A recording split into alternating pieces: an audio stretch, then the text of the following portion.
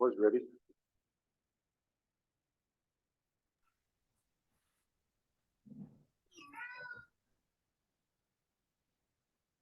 Okay, welcome to all.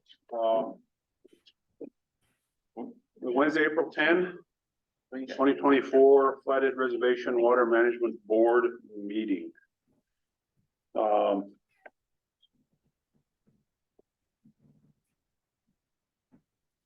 Got a number of things to discuss in terms of the agenda, so let me get this first part going here. Opening prayer. So, volunteers, Georgia. Sure, I'll take care of it. Please, thank you.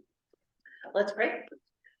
Dear Lord, we just want to thank you for this beautiful day that you've blessed us with, and for this opportunity to come together and work as a group on the business that's in front of us today. I just ask that you give us wisdom as we go through this agenda, that we are able to approach it with wisdom and with due diligence and serve our community well. And in your name we pray. Amen. Amen. Language. Okay. Thank you, Georgia. Announce meeting minutes are on the tribal and state websites and on the Flathead Reservation Water Management. Yeah, Mr. Chairman, we generally took the safety net out there on the cross-referencing right on the same time that we had a problem with our website. But we're back up and running, and so right now we just. So minutes are available on that. Okay, very good. Thank you. Potential conflicts of interest. We like to do that just to double check. So if you looked at the agenda, is there anything on the agenda that may give you a potential conflict of interest? George? No. Georgia? Yeah. Ken? No. I don't have any. Okay. None here. Thank you. Attendance, please. George McLeod. Here. George Sweet. Here. William Matt. Here. Roger Noble. Here. Ken Pitt. Here. And Shane Henderson is absent. All right, thank you. Before we adopt the agenda, let's discuss it. We've got in red items, some new items on here. We'll want to get through those. And question, so you're here now. How much time can you give us today? Till 2:30. Till 2:30, okay. So I'm looking at, I'd like to get down through item number 5 on the agenda with you available. So question to you, Ken, and to board members. It's hard to tell, but do you think we can get down through there and keep Ken on, or do you think we need to adjust? If we do adjust, I would maybe bump board business down to 5. The problem is that, and if Ken's not available, we wouldn't have his vote for the officers. If you guys think we can push right through this, we'll just get with it. Yeah, Mike, the 2:30 time for me is a hard 2:30. Okay. And Mr. Chairman, Yes. I'm going to run out and get a speaker because I can barely hear you. So I'll be gone for about 2 minutes. All right. So, Mr. Chairman, I think for my part, we can get through 3 pretty quickly, if that is helpful. yeah, and then for Mr. Watson, understand you're on. Yes, I am, Mr. Chairman. And how much time do you think you need for this? I really have just a few minutes of updates, then I can stand for questions however necessary. Okay, that was a big question in my mind, how much time we need there. So as soon as Ken is back, I think we'll just try to marshal right through. Perfect. So unless anybody has any other suggestions, comments or questions on the agenda. We can start with that one. Get that over.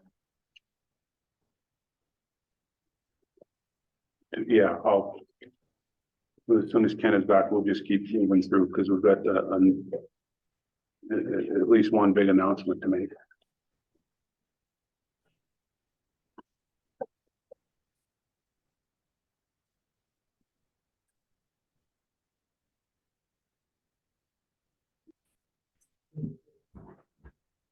So while we're waiting for Ken, any public comments for items not on the agenda? So Ken is about back. Any public comments for items not on the agenda?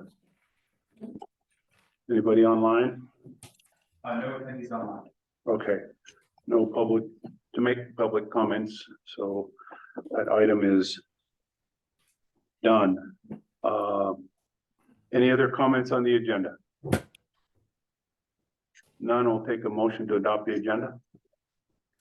I move that we adopt the Wednesday, April 10th agenda. Motion by Georgia, Second. second by Roger. All in favor, say aye. Aye. Aye. All right, we have an agenda. Board business, okay, approved meeting minutes from March 12. Please review those, and when you're ready, we'll take a motion to approve those meeting minutes.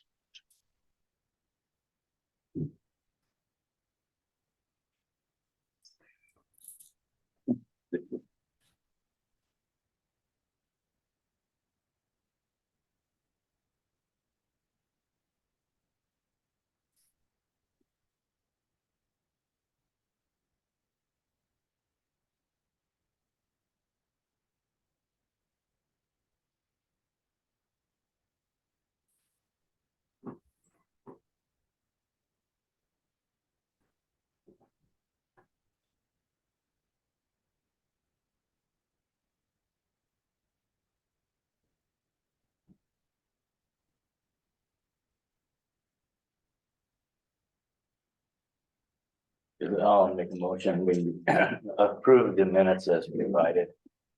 Motion by Roger to approve March 12 I'll meeting second. minutes. Second by Ken, all in favor, say aye. Aye. Aye, okay. Minutes approved, thank you. Okay, so I guess it's time to, last meeting, Ken reminded us that we need to get to, you know, I think once a year we decided we'd reappoint officers, so I will start that process. We want to do election for board positions, chair and vice chair. So we'll take, to start with, nominations for election of the chair position, please. Mr. I'll Chair, nominate. I'll nominate Clayton for the board chair. I second.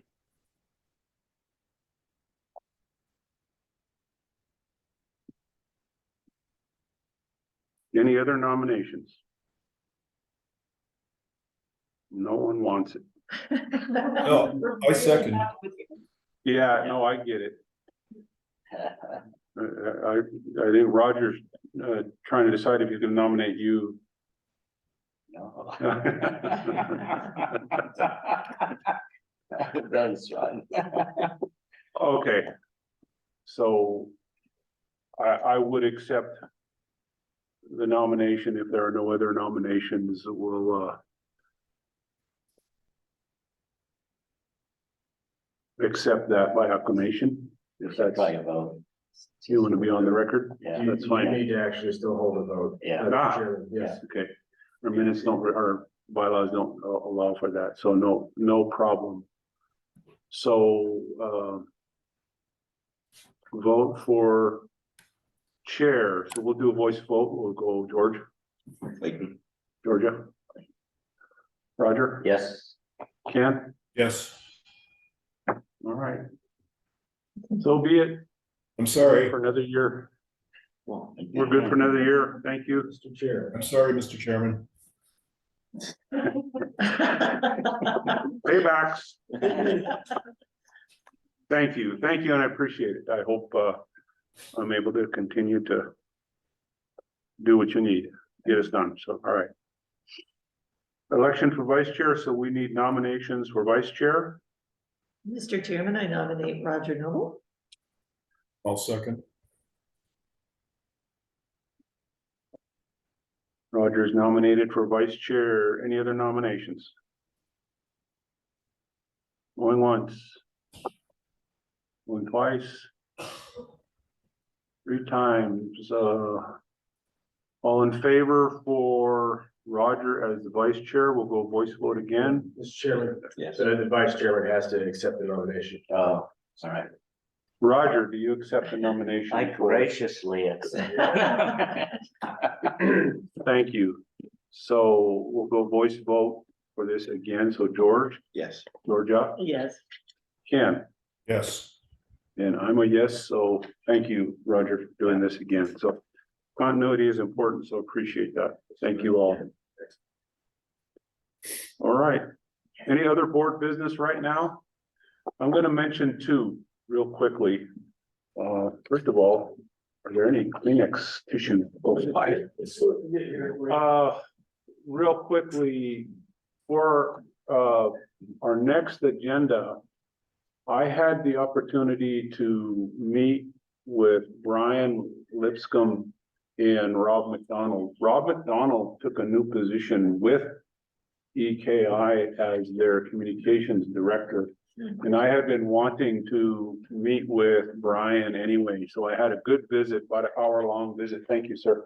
About an hour-long visit with Brian and Rob, and it was a good discussion focusing on Flathead Lake levels, and I know there've been some question and discussions here about it. He has offered to come here and have that discussion with the full board. And he said he would need about an hour. So with your concurrence, we'll try to get him on. We'll let him know when our next meeting or 2 are scheduled. And then when he's available, we'll get him on the agenda for one of the next meetings and have that discussion. So good with that? Ken? Yes. All right, thank you, guys. Second item is I had a brief discussion with Melissa and with Corey Hatch with the state, who is now the working partner with the state, who Melissa works with, who we'll work with sort of at the staff level to advance our administrative discussions and concerns. And my discussion focused on the possibility of the board moving forward with building planning. And I received an email from both Melissa and Corey, and I forwarded that to all of you. So you have that. So with that, maybe by the time we meet next, we can have a more full discussion about it, but I wanted to let you know that they are in agreement that the board can move forward in some initial planning. And I think that planning, continue to coordinate with them. We'll focus on two parts: one, building itself, and the location, which I think the state and tribe are going to be critical to discussing the location piece, and they're aware of that. So with that, at least for now, I'll work with Ethan and just see if we can sort of lay the groundwork for some first steps in that, and bring that to the board, and then we can get some action and try to get that moving forward so we can continue to have those discussions and start that process. So that was 2 items I had. Anything else from board members? No. Mr. Chairman, not a board member here, but did we hit item 1.6? Did I miss that? We did not. Okay, if you don't Thank mind, you. Mr. So Chairman, let's we go can ahead circle and back around. let's It may even affect, I don't know if that will change it. Contact is. I fully intended to, and my apologies. Yeah. Not intended to skip Maybe that. let's just drag her on. Yeah, up here. no, So that go she gets ahead. up here. Go right on ahead. It says hello.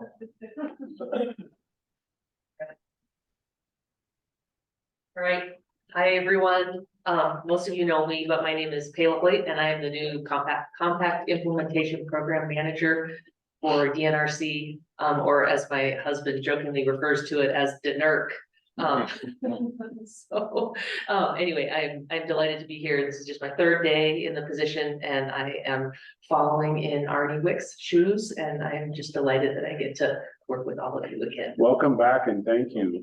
as well. Thank you. And so I'm assuming that as this discussion about building planning moves forward, you'll be intricately and intimately involved in that. Yes, I will Okay. be. Yeah, Okay, Yeah. we will be in touch. yes.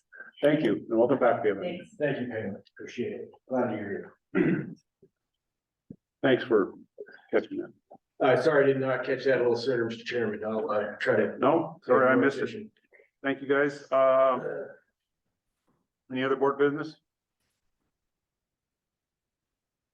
Hearing none. All right, item number 4, water information system. Mr.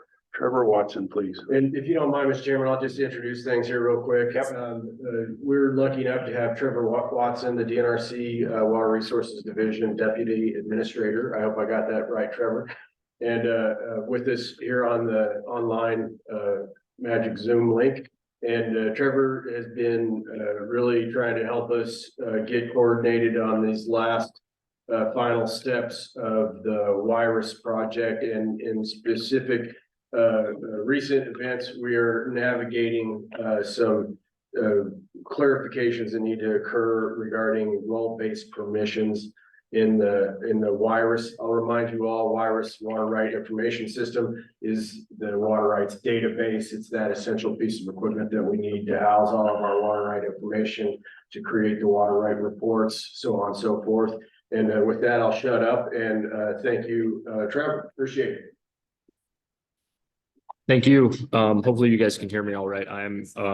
Wasn't able to make it over there today. I'm in Miles City for a meeting that we have. The division is holding comprehensive water review meetings around the state. We're in Miles City today, so I apologize if there's any background noise that affects this, but Ethan, I appreciate that. I think you actually teed me off better than I had originally planned to make sure what I was being asked to come here to talk about, as well as where to jump in for any kind of history or not. As you guys know, we are working on the same thing. I'll call it the RIS, but WIRIS RIS, the system in which we hold our data, and what we will call the interface for the discussion today. The interfaces in which the parties, the state, water court, and soon the office engineering staff will interact with the database, enter data, pull reports, all that stuff. So we have been working with our contractor, really, well, let me step back 2 things. We are incredibly excited to have Pelah back and eager to have her there today, as well as back in the department. Second, I would like to thank the Office of Engineering staff that's been so integral to all the story sessions and everything that's been put in place just to get the interface work ready for our contractor. So with that, yes, we have been moving down a path of trying to put some stories on the board. Stories meaning what pieces are needed to build that into the interface for users to use, as well as opportunity for pulling information out of the system. So these story sessions have been long. They have been a lot of work for all people involved, and really appreciate the participation there. It came to our attention recently, partly in the MOU discussions, that there may be a disagreement or just a misunderstanding on permissions within the system. We reached out to our contractor to get better understanding of what those permission misalignments may be. And with better understanding of that, a lot of the work that's already been placed and prioritized by Ethan and staff is not only ongoing, but it will continue. But the actual permissions-based piece behind that, the department has a requirement to make sure that we have permission-based roles within the system for anybody interacting in our database. And with that, it came to our attention that there may not be that currently with the way the stories were being put, the way our contractor was building that out. So again, talking with the Office of Engineering staff, getting the contractor on a phone and figuring out what exactly needs to take place to make sure that we can get those permissions put in place without putting any kind of wrinkle or delay on the timelines that we've already set forward. That's what we're in the process of right now. We have a database manager, or a technical side person with the contractor that has been working on what it would take. That is, and his analysis of that, I hope to see within the next week, just on the pieces that they intend to, on the back end, go in and make sure permissions are attached to the work that's needing to be done before any work goes out to their developers. And it's not until that work goes out to their developers that there's any there will be anything put in front of or around the current work already taking place to get Flathead Management Watershed Management Board into the system and working. So there's two pieces here. We continue to get alignment on the MOU and work through all the pieces of that. And I think we're close. We just have a few things we're still looking to better understand. And then these permissions, which we really do hope that our contractor, the way they see it, can get all the pieces that everybody needs in the system to line out in a timely manner, as well as help us understand if there's a needed role that's a little bit of a hybrid role per se. Where one person from each side, one or two people from each agency would have a shared role to facilitate anything that doesn't quite fit the very strict permissions based roles in the system. And with that, we could, that's where the business side will line out the permissions or the understanding of how to handle every piece of work that can be allowed by those hybrid staff. So we are working on that right now. I hope to have some better understanding of all timelines necessary, but as of right now, Ethan provided us, the department, the priority pieces that are still at work by our contractor, and with a timeline of around June. And I hope that none of those timelines get affected by this, but we are working with our contractor to get better understanding of that before we make any clear determination that there's a week, a day, anything. And I will share that back with the board as soon as we get clarity on it. So that is just the permissions-based piece. There was also a piece, Ethan, that I think you had on the agenda. I don't know that I have the official agenda in front of me, but another piece that I talked about was the splits and severs and the opportunity for the Office of Engineers to have some, I think it could be used as approval before it comes Question to the. first? Oh, yeah, sorry about that. Go ahead. That's okay. Permissions, I have a concept of what you're talking about. Would you describe what a permission is? Yes, so each agency that comes into our system, so right now it's the DNRC and the Water Court, they have certain permissions that are assigned to that individual based on their role in the agency that they work for, as well as the agency itself, to make sure that when you modify, edit, do anything that is other than viewing in that system is well understood as to, it's something that your role and your agency should have access and opportunity to modify, edit, add, and delete. Viewership of all the things in this database, that's open to everybody. Once you have access to the system, you can view almost everything. It's just the editing, the deleting, it's what they call a CRUD, the creation, the updating, and the deleting privileges for specific water rights. And our permissions will go primarily to. Mr. Chairman, board members, after we have a briefing from Trevor, I do have a permissions matrix to throw up on the screen and give you a little bit more of a detailed idea of what we think is needed. And that might help to kind of go through this. And part of what I do want you to understand is that the permissions element could be rather complicated. So we're trying to work through it. Our first run at it, we kind of got some real pushback from the contractors on how long it would take is being significant. As we've gone forward, we're, I think, moving towards looking for more efficient ways to achieve the same thing. So we're kind of a moving target still, but I wanted you to be aware of it because it is a change to what we've been reporting on in terms of our past target deadlines. Okay, thank you. Yeah, thanks, Ethan. Any other board questions? No. And I appreciate you bringing up the splits and the changes too. And I'm going to tee this up a little bit for the board, if you'll allow me, Trevor. Thank you. Board members, we have talked in the past about how sometimes splitting a water right when a parcel is split is sometimes more significant than just divide it in half, and the same flow rate to both pieces with, half the volume to both pieces. And this board, as a reminder of direction that you've given our office, was to, look for a way to actually, engage jurisdictionally over some of the larger splits and changes to ensure that appropriate, amounts of water went to appropriate parcels. We talked a little bit about a way to maybe tease out some thresholds, like irrigation of a certain size, flow rates of a certain size. We're kind of still developing those ideas. And then I had tried to explain to you that DNRC generally looks at a split or a sever from the land as an ownership update.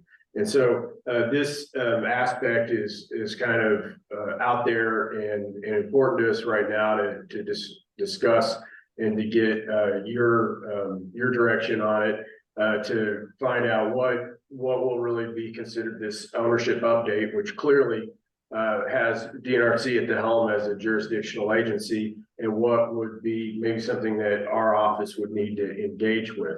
Now, I'm going to make it a little bit more interesting for you and to let you recognize it during the registration process. There would be potential opportunity for tribal water right holders to split off of a larger water right where they have multiple owners, and then convert that through the registration process to instead of having that an individual water right held by that individual, to now part of the tribal water right with an 1855 priority date. And I hope I did an all right job explaining that, but the significance now of a split, I think you realize that it may include also a priority date change. So it's perhaps more than what a lot of people might think of as an ownership update. We're still working through this. Trevor's been great talking through it, but that said, Trevor, I wanted to give you an opportunity to provide the department's perspective on splits and severs. Thank you. Yeah, thanks, Ethan. Yeah, so much so the MOU itself, while we were in the discussions on that, we were made aware of the interest that the board has in becoming part of our process in the ownership update or splits and severs for those. So Ethan, what we talked about that day and what we've talked about since was we have genuine interest to make sure that if there's an opportunity that's as a foreseeable opportunity based on certain criteria that you guys would like to see and provide guidance on within our process, we will try to make ways for that to occur and find out what the best process that is to make sure no timelines are being stepped over for any of us. So it might take more information to get the full details. Sorry about that, guys. Might take some more time and information to get all the details, but we're more than willing to work with you guys on that to make sure that it's a smooth transition and process, knowing the interest for it. Questions? Roger. And one of the last things I did as my job was to do a split on a fairly complicated irrigation water right. And the DNRC has some very rigid rules and guidance on how that can be done. And it's well set. And I think we should just adopt that process so that we would dovetail directly with their system, and it would make it a lot more compatible that way. That would be my suggestion. And I'm assuming that these discussions, Ethan then will contemplate that option. Certainly, Mr. Chairman, Mr. Vice Chairman, happy to not only we'll get the procedures from DNRC on what they're currently doing, and we'll distribute that to make sure that it holds the kind of standard that you're looking for. We'll talk about those, see where we can engage with the process, modify those if we need to, integrate them into a WP&P kind of an arrangement for all splits and severs if that makes sense, and stand in your direction. Any other questions? No. Okay. Thanks, Roger. On this, item here, I think Trevor, we did have you also on here for a progress report and updated timelines. I do think I heard you say that you didn't anticipate the June timeline, moving at this particular juncture. Is that, did I hear you correctly? Yeah, Ethan, you did. Thanks for the question and for my clarification. Again, what we're working to have is our contractor understand specifically what needs to change in code to make sure those permissions land in the back end like they need to before handing anything over to the developers, which would either get in the way or impact the timelines associated that we've already discussed for the priority work that's around June. But as of right now, if we can do that where it's a very surgical incision of this code based on the need, they don't see a very large amount of time. They think that they can be very prescriptive in how they implement that, and hopefully it wouldn't impact any of those timelines. I am looking to get more clarity on that, but as of right now, I don't see an issue with it.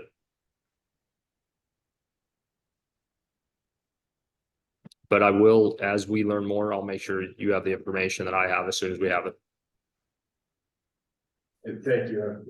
I have a question, and this is for whomever. If there is a delay, let's hope there isn't, but if there is one, is this going to affect our ability to handle complaints and do that whole next step of the process?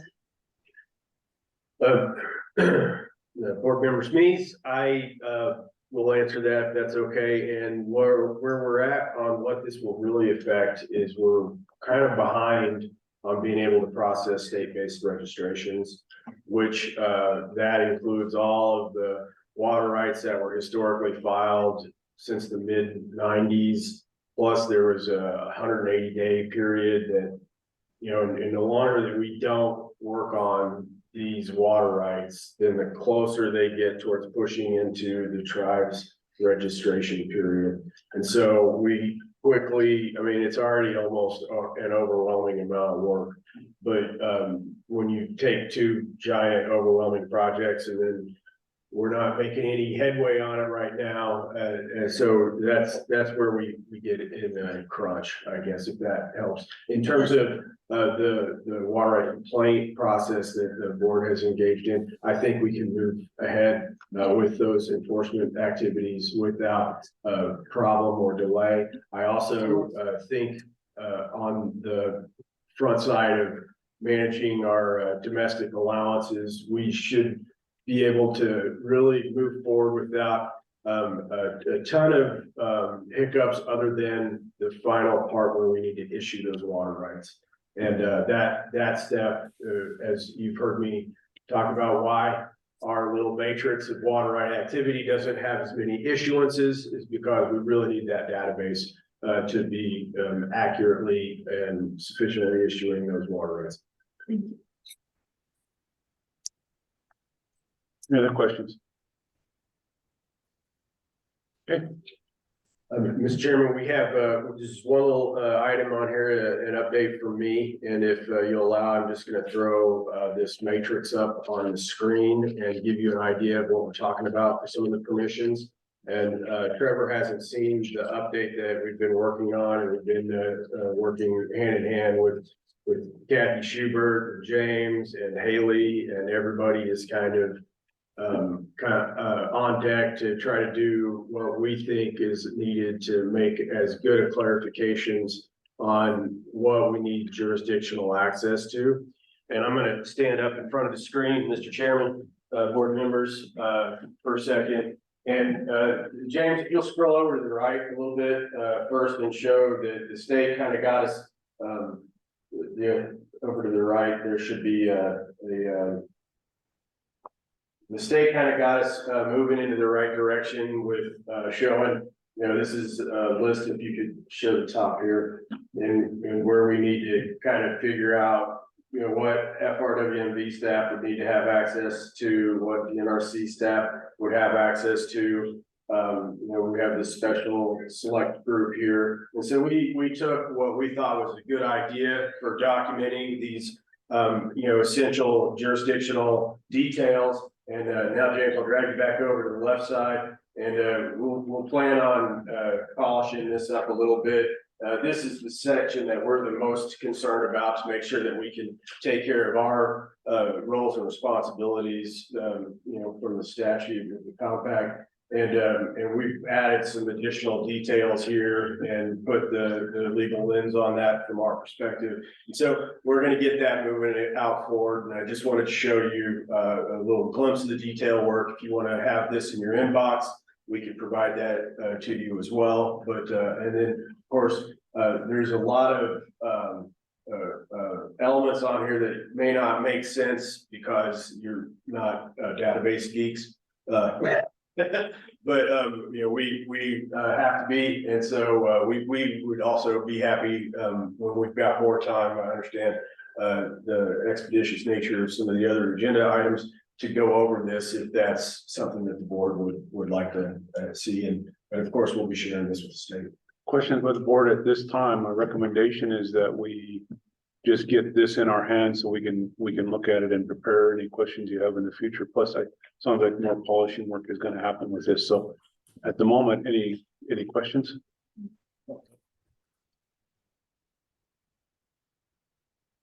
Okay, I get the gist, and if we can get that in our hands, that'd be great. That'd be great. Yes, sir. Appreciate it. We'll try to have a little interaction with the state first to make sure Yeah. that it meets, they might help us improve on that. And if you have Put to it in front of you. if you have to stamp it, draft all over the place, do that. All right, well, we'll do our best, and just here at the end, if you allow, I did want to really give Trevor a special thank you for making the time. I know you've got a busy schedule, Trevor, so thank you for showing up here and giving us a briefing of the board. Thank you, guys. And yeah, I'll stick around as long as I can and then jump off as necessary. Thank you, Trevor. Thank you. Ethan, anything else on this? No, sir, appreciate the time. Any other questions by board members on item number 4? All right, thank you. Okay. Moving on, we have legal topics, legal board white paper on combined appropriations. Hopefully everybody's had a chance to take a look at that. And I know Haley is on. Haley and Ethan, you guys want to take it away? Get it started? Haley, this one's all you. Afternoon, board members, this white paper it was first brought to us as looking at it from a legal or statutory perspective of, how does the compact and the ordinance contemplate, define the idea of combination of uses within the context of the development domestic allowances within the ordinance. So this white paper solely looks at, what does the compact and what does the ordinance say? What is the plain language that's within those documents? And what are the limitations that are apparent? So you may have noticed that there's no technical piece to it. That was, the idea is that's supposed to come after this first review, and any further edits to it would be after this discussion with the board, after the evaluation of what the language says within the compact and ordinance. So that is the basis of this white paper. I can kind of provide like a quick little summary of, what the findings were, if that's helpful. That would be helpful, thank you. Great. So bottom line, the compact doesn't touch really on any of the ideas that the state applies. So we had talked about the concept of combined appropriation in a few meetings a while back. And how the consideration of an existing use would be affected, or how a new domestic allowance, let's phrase it this way, how a new domestic allowance under the ordinance would be affected or need to be evaluated if there was an existing use on a parcel already there. So I wanted to frame that first because nothing would be touched with the existing use. That would be in this consideration, so no elements to that would be changed, nothing with the existing use would be changed in that context, so I just wanted to make that clarification as well. So in that context, the ordinance is where we found some relation to the state ideas or state concepts. So in the paper, we conclude that the ordinance does not use terms that the state uses, such as combined appropriation or like physically manifold into the same system. Those are all state terms that the ordinance does not use. What the ordinance does contemplate, though, is that there are limitations to the additive uses within that same parcel or that same location in the way of the 35 gallons per minute or less for the maximum flow rate and the 10 acre feet or less in terms of the, combined maximum annual diverted volume. So those were essentially the two pieces that were similar from the state system that the ordinance does discuss. So the essential conclusion that the white paper made is that if there is any consideration of the combination or additive or multiple uses with an existing use and the new domestic allowance, that those limitations are our sideboards. So the 35 gallons per minute and then the 10 acre feet or less.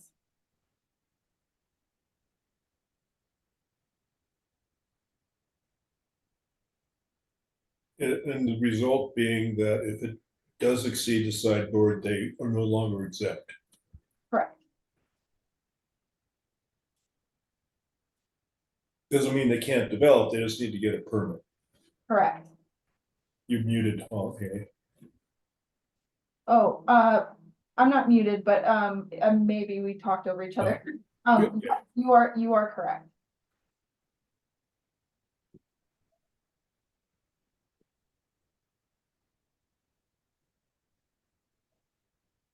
Board members. We had a chance to take a look at it. I don't know how far you want to get with this today, but certainly discussion. So questions, comments, discussion. I guess I can. Roger. So Haley, I guess I'm still trying to unravel this a little bit. In the introduction and the compact ordinance, it speaks to the fact that existing uses, existing water rights are protected under the compact. And that seemed pretty clear, but then I got to the section on board and office interpretation, which I don't like that label, because it's certainly not the board's interpretation, but to me, this then goes on to say that existing uses will get factored into a domestic development allowance permit. Is that what I'm reading? So I want to be clear here because this is a lot of where the confusion is. Nothing with the existing use would be changed or altered in this consideration ever. So what that means is you have an existing use that's there, right?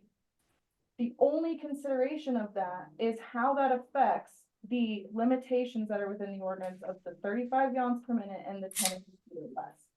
So if there's already, like 3 acre feet within the existing use, right? That means that 7 acre feet is all that can be allowed for that new development domestic allowance. So nothing changes with the existing use. All that means is the existing use or the consideration of the existing use goes into what would need to change or what would need to be the limitation of the new domestic allowance. I guess, and I don't understand how you jump to that conclusion or interpretation, because that's a standalone water right. And if somebody comes in and wants to develop 5 lots. And one of those lots has a water right on it already. That water right is specific and pertinent to that piece of ground, that type of use. That has a separate priority date. And so they could then go to the other 4 parcels and still get 35 gallons a minute and 10 acre feet. That's how I read it should be done. So that would have to be a board decision on what the parcel sizes would be if we're going to be looking at a combination or multiple uses within that. So that's not been decided yet. That has not been evaluated. If that is something that the board would like us to look at, that would be a technical application of it. And so those hypotheticals of, you know, if there's a 20 acre parcel, right? Are we going to take the idea of 20 acre parcels is limited to 10 acre feet? Then that's the context that you're working within. So we don't have that parcel size yet of what a development would be. And I'm not talking parcel size. I'm just strictly talking, I don't see in the compact where it says that the development domestic allowance takes into consideration an existing use. I do not see that anywhere. Question, Roger, what's the risk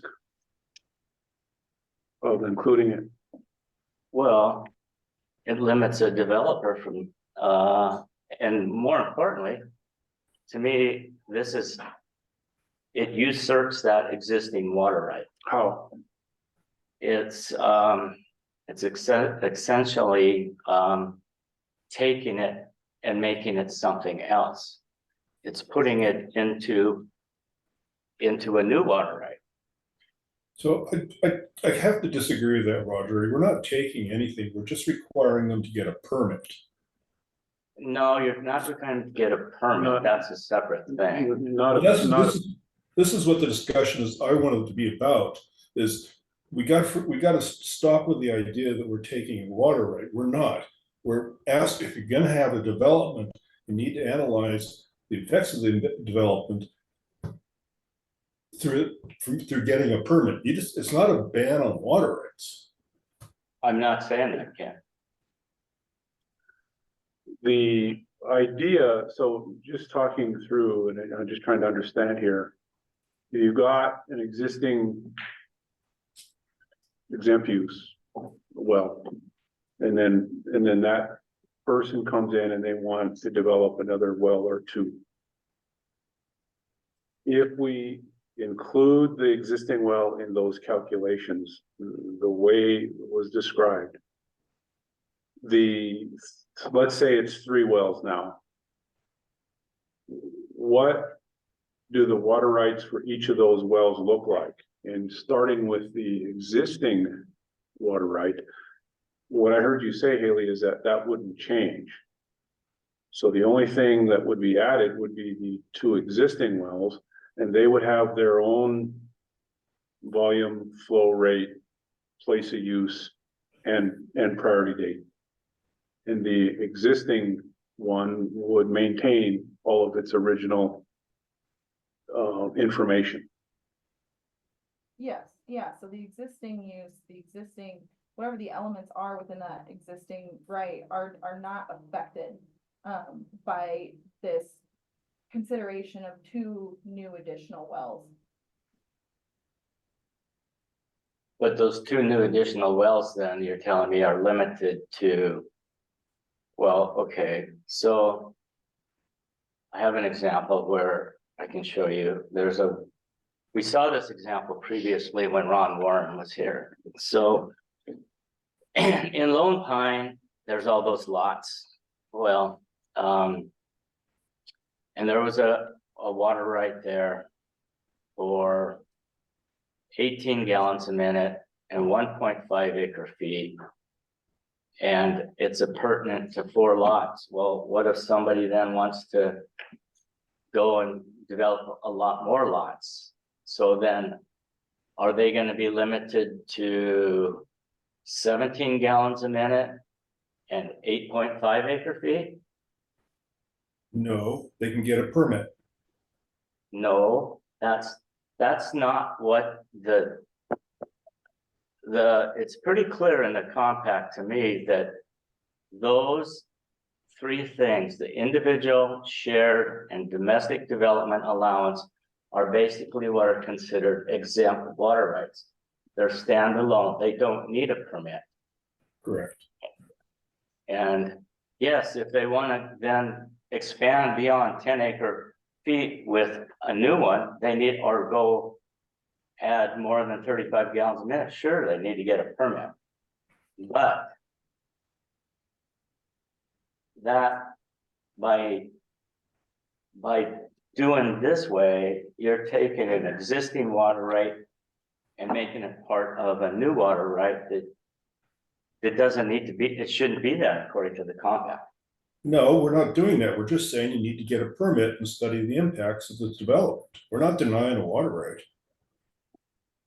It's all about, are you exempt or not? Is a new use exempt? It's not about whether you can or have the right, it's whether you're exempt. Well, okay, that's what I'm trying to get to too, but Yeah, well, let me back up a second. Haley, when you make the statement that nothing changes in that scenario of an added well or two wells by developer, that the existing exempt well will not change, what do you mean by that? And relative to whether or not it would be a taking, what do you mean? Yeah, so what it means is that the elements, so for example, like priority date, right? That's already set for that existing use. So the consideration of an existing use in this parcel size, which again, we have not defined yet. So that is part of this whole evaluation is what we want to consider as this combined parcel size. So that's a no, but in this context, with the elements of the water right, like the priority date would not change, the flow rate would not change, the place of use would not change, all of those elements would not change. It would just be taken into consideration for how the Office of the Engineer would be evaluating that request for the new development domestic allowance.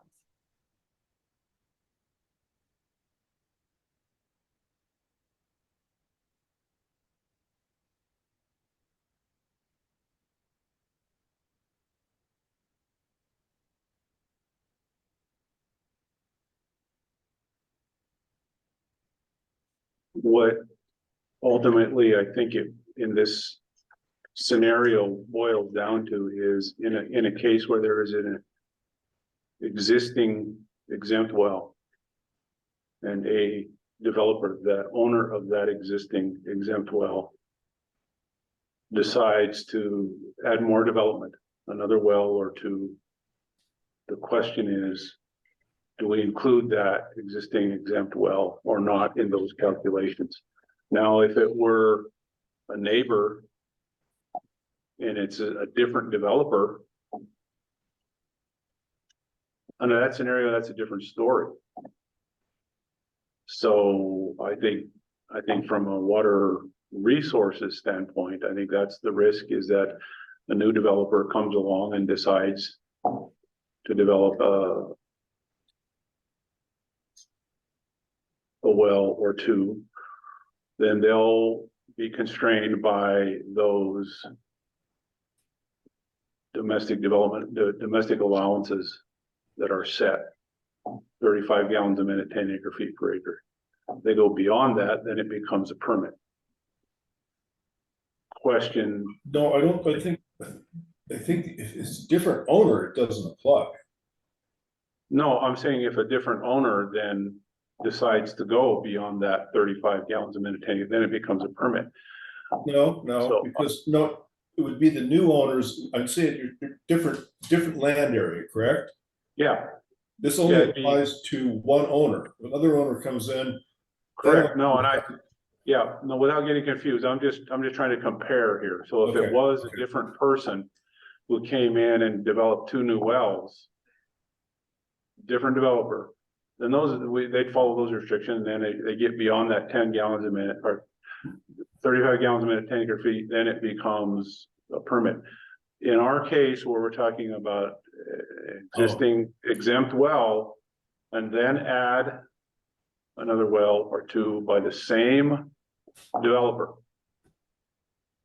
Do we include that exempt well in those calculations or not? And there is, at least for now, well, not just for now, there is a legal interpretation that we include it. If we include it, then those wells then are limited by the 35 gallons a minute, 10 acre feet. That's it. That's the language of the ordinance.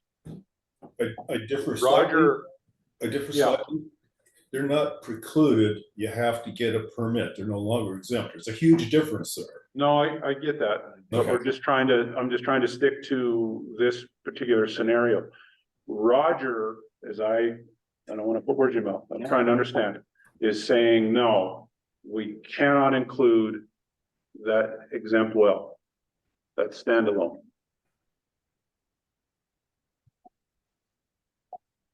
My question was, and I think by the course of getting this white paper, part of my question was, if we include it, what's the risk? And it is not and at least there's a legal interpretation that it's not a taking. We're not taking that water right. Trying to understand Roger's point of view, though, there's a technical issue associated with that, in that then that developer is limiting their new development because of the existing well.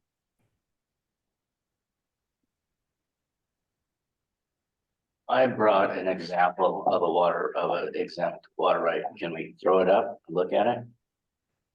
Or, sure, yes, let's do it. James, you want to put it up?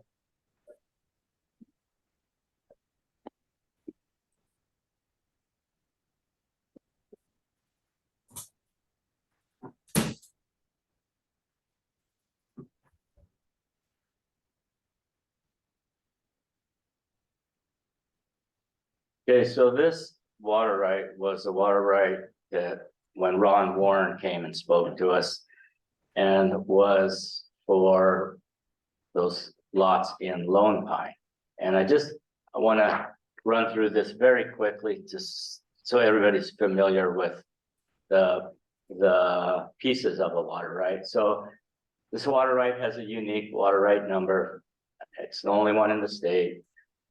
In this case, it's a groundwater certificate, and the priority date on it was October 24, 1985. It predates CIADI, any of those legal rulings. So it's about as valid a water right as you can get. It's strictly for domestic use, and the flow rate is 18 gallons a minute and 1.5 acre feet. It's from a well. Keep scrolling down, James. And it's for one household, and the volume for that household is, and down at the bottom is a key thing. It's the geocode. That water right is specific to a certain tract of land. Okay, go to the next slide. Okay, so then when you go to the DNRC web water rights database, you can find all the background information on this water right. This was the original certificate that was issued, but it's the same thing as the abstract that we just looked at. This is what the owner filled it out originally back in the day. It has all the specifics. The NRC checked it, and then right there it says it's for only used for one household. And so it's very limited use. And then keep scrolling down. So that's the well log. So this well also, look at this. This well's capable of 100 gallons a minute plus. But the water right is for only 18 gallons a minute. Okay, keep going, James. So then this is the property record card for it. The key thing here is the geocode, and it's pertinent to lots 4 through 7. And if you'll recall, those were tiny, tiny postage size stamp lots. And the house and the garage basically fit on 2 or 3 lots, and there was a little bit of lawn there. And so this water right, that's the only place it can be used in this development. It's strictly limited to that location and nowhere else. So this is a standalone water right, a great example of a standalone water right.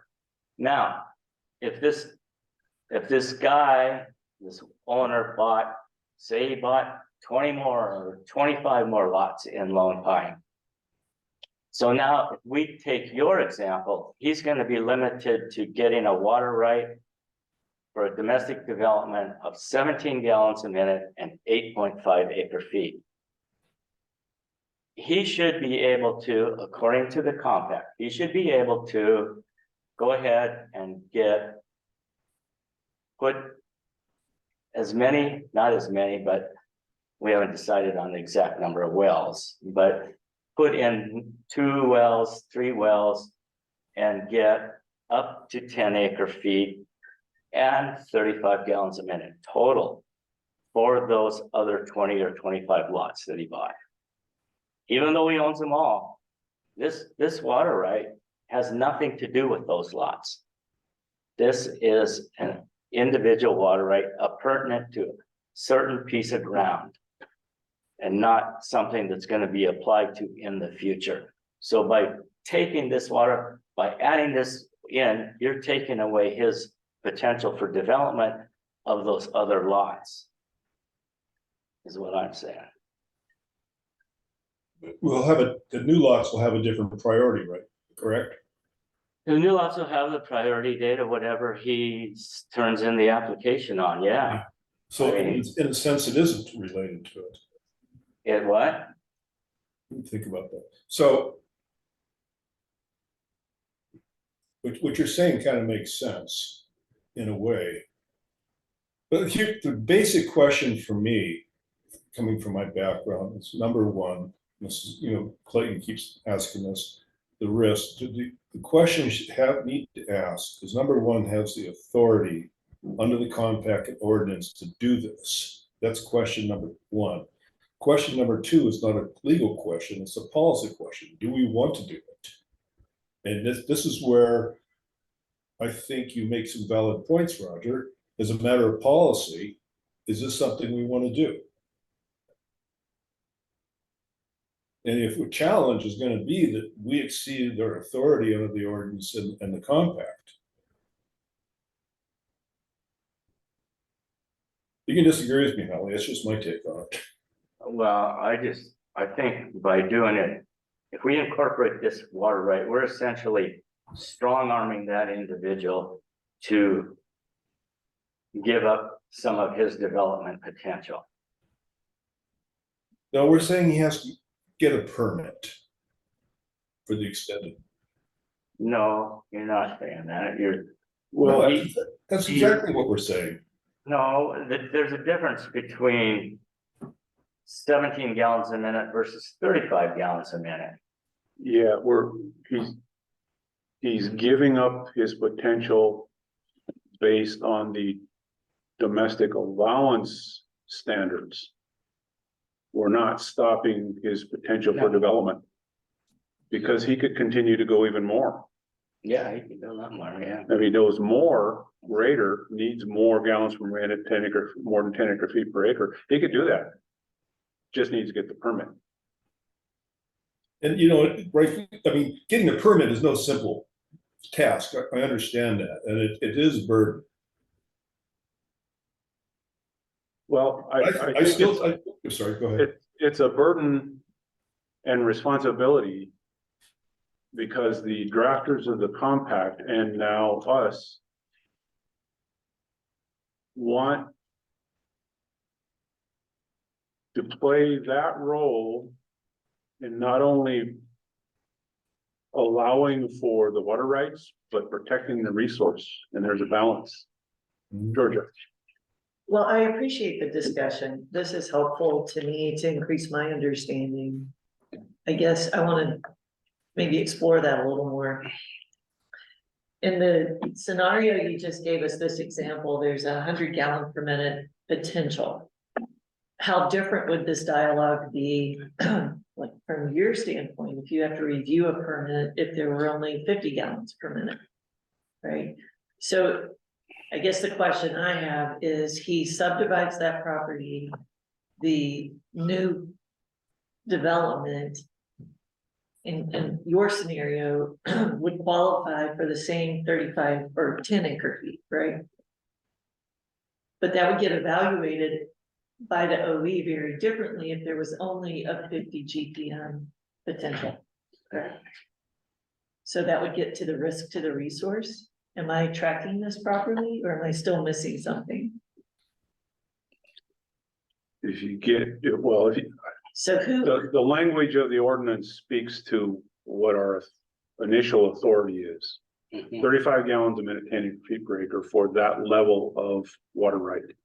You go beyond that, you get a permit, and then the analysis is different. It's a lot more strict. Yeah. okay. So when I hear risk, I'm hearing, is there enough water? Is that how you define risk, or is the risk whether or not we have the authority through policy? I think it starts with legal risk. And then we expand the risk to whatever our decision is on policy. The ultimate risk it to the resource, but once we get beyond the legal definitions and what the policy is, then the resource, people are going to use the resource, and then it's a matter of how people challenge those water uses out there because it affects them. All we can do is set the initial parameters. That's The helpful. initial parameter, technical parameter is set by the ordinance. My question was for legal to help us define that from a legal perspective. That's been done here. So then the question is, what's the policy? What do we want? And I think Ken is right. Roger is right. He's not wrong. What he's stating are facts. But the question is, do we want to require that individual to include that exempt well, that water rights certificate in their calculations as that same developer develops the additional lots and additional resources? I'm just gonna add one thing that I think is important, and it is like, in that policy, this gets at what I think Haley was trying to say, is whether or not those parcels exist, or at least existed as of the effective date, versus whether it's a newer subdivision. And so that is when you are trying to decide what your policy is.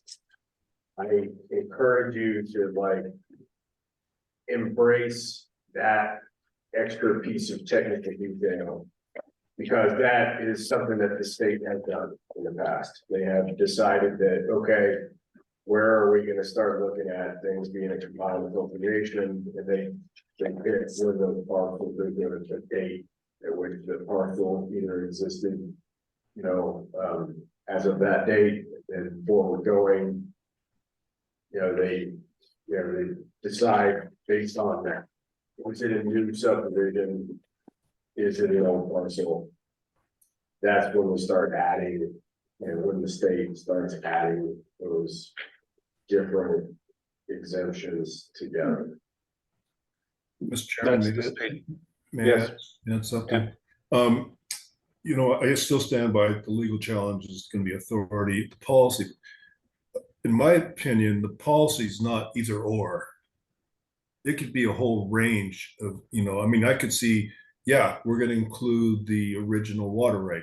No, we're not going to include the original. Like maybe there's somewhere in between, like we won't include the original water right, but we'll lump all the new ones together. So there's a whole range, I think, of possibilities as a matter of policy we could come up with to address this.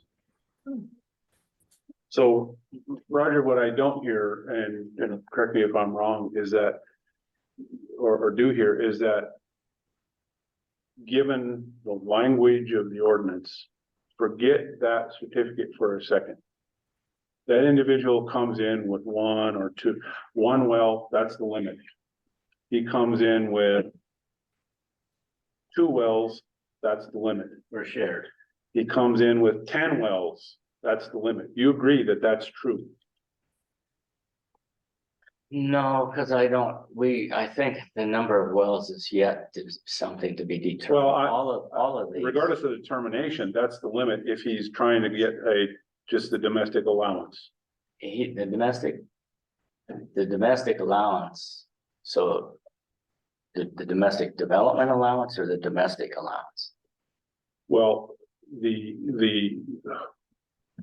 whichever is accurate for the 35 gallons a minute, 10 acre feet per acre. Domestic development. allowance, Domestic yeah. development allowance. Okay, so, But I'm not trying to make it a trick question. I'm just saying if it's 2 or 3, you still agree that that individual, they're limited to that. he's limited to 35 gallons a minute and 10 acre feet. Correct. Yes. Right, yes, okay. And. But Why do that's- why do you think the ordinance did that? I think the ordinance contemplated that all three of these, the domestic, the shared, and the domestic development are similar to what the state calls their exempt wells, which means you don't have to get a permit. Basically, they're exempt from the permitting process. So, you know, the shared and the domestic, they have particular flow rates and volume limits too. And then finally, we get to the domestic development allowance, which is the ultimate of 35 gallons a minute and 10 acre feet. But it's for a new appropriation of water. If you combine this one, you're adding an old appropriation of water to a new appropriation of water. I get your argument. I'm asking, why do you think there's a limit? Of the number of wells or what? No, 35 gallons a minute, 10 acre feet per acre. Because that's what the compact says. Why? Why do you think it's there? Because I think that they contemplated that these were gonna be the exempt well category before they got into the permitting process. Is there, in your mind, And they lumped all three of them into that one category specifically. is there in your mind a technical reason you think there's a limit? Yeah, because that's a de minimis amount of water. It's considered a de minimis amount of water in the state of Montana, and that was determined in the 1991 rules or law. So the tribe similarly adopted that volume and that flow rate as being a de minimis amount. Let me just continue the discussion. So my question was, what's the risk if we do it? So let me ask you this. In your opinion, what's the risk if we don't do that? Well, I think the risk if we were to take and add this into a new appropriation. No, I mean, leaving it standalone as you suggested, what's the risk? Leaving it, you mean, As you suggested, leaving that standalone and allowing then the developer to go 35 gallons a minute or 10 acre feet per acre for his other wells. well, I think that the fact is that this is a state-based water right that is protected under the ordinance and that it's to be left alone. It's not to be, messed with. It hasn't been. No, it hasn't been, but then what if this guy, But what's the risk if we allow, we continue to do that, what's the risk going the other way? I think going the other way, it's just then it's consistent with what the intent of the ordinance is my read. Mr. Chairman? Yeah, and I think the Broadwater County identified the risk.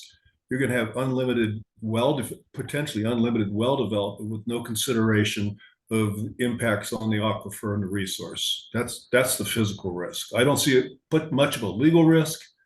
Well, actually, I kind of do. I could see somebody suing because we've allowed this alleged unmitigated development. The Broadwater one allowed those guys to go out in phases and not look at it as a single development. And so that then increased the number of wells. So yeah, that they more than stretched the limits on that one. Well, and then the court put it back on DNRC that they should have done more analysis. Well, the court put it back on, just said, hey, you need to go back to the original one that says it's limited to 35 gallons a minute. And it requires the NRC to do the analysis, not just the water users to provide. There's no analysis. There's no analysis. It's a certificate or a basically just like the individual and shared wells are basically certificates or permits. And the domestic development allowance is lumped under that same category. That same hierarchy. Mr. Chair, can I provide a couple? Haley, yes, So. and you're a little bit hard to hear, so I don't know if you got a microphone you can turn up or something, that'd be helpful. Thank you. Is this better? No. We can hear you. I just note that it's a little hard, that's all. Yeah, turning up my speaker.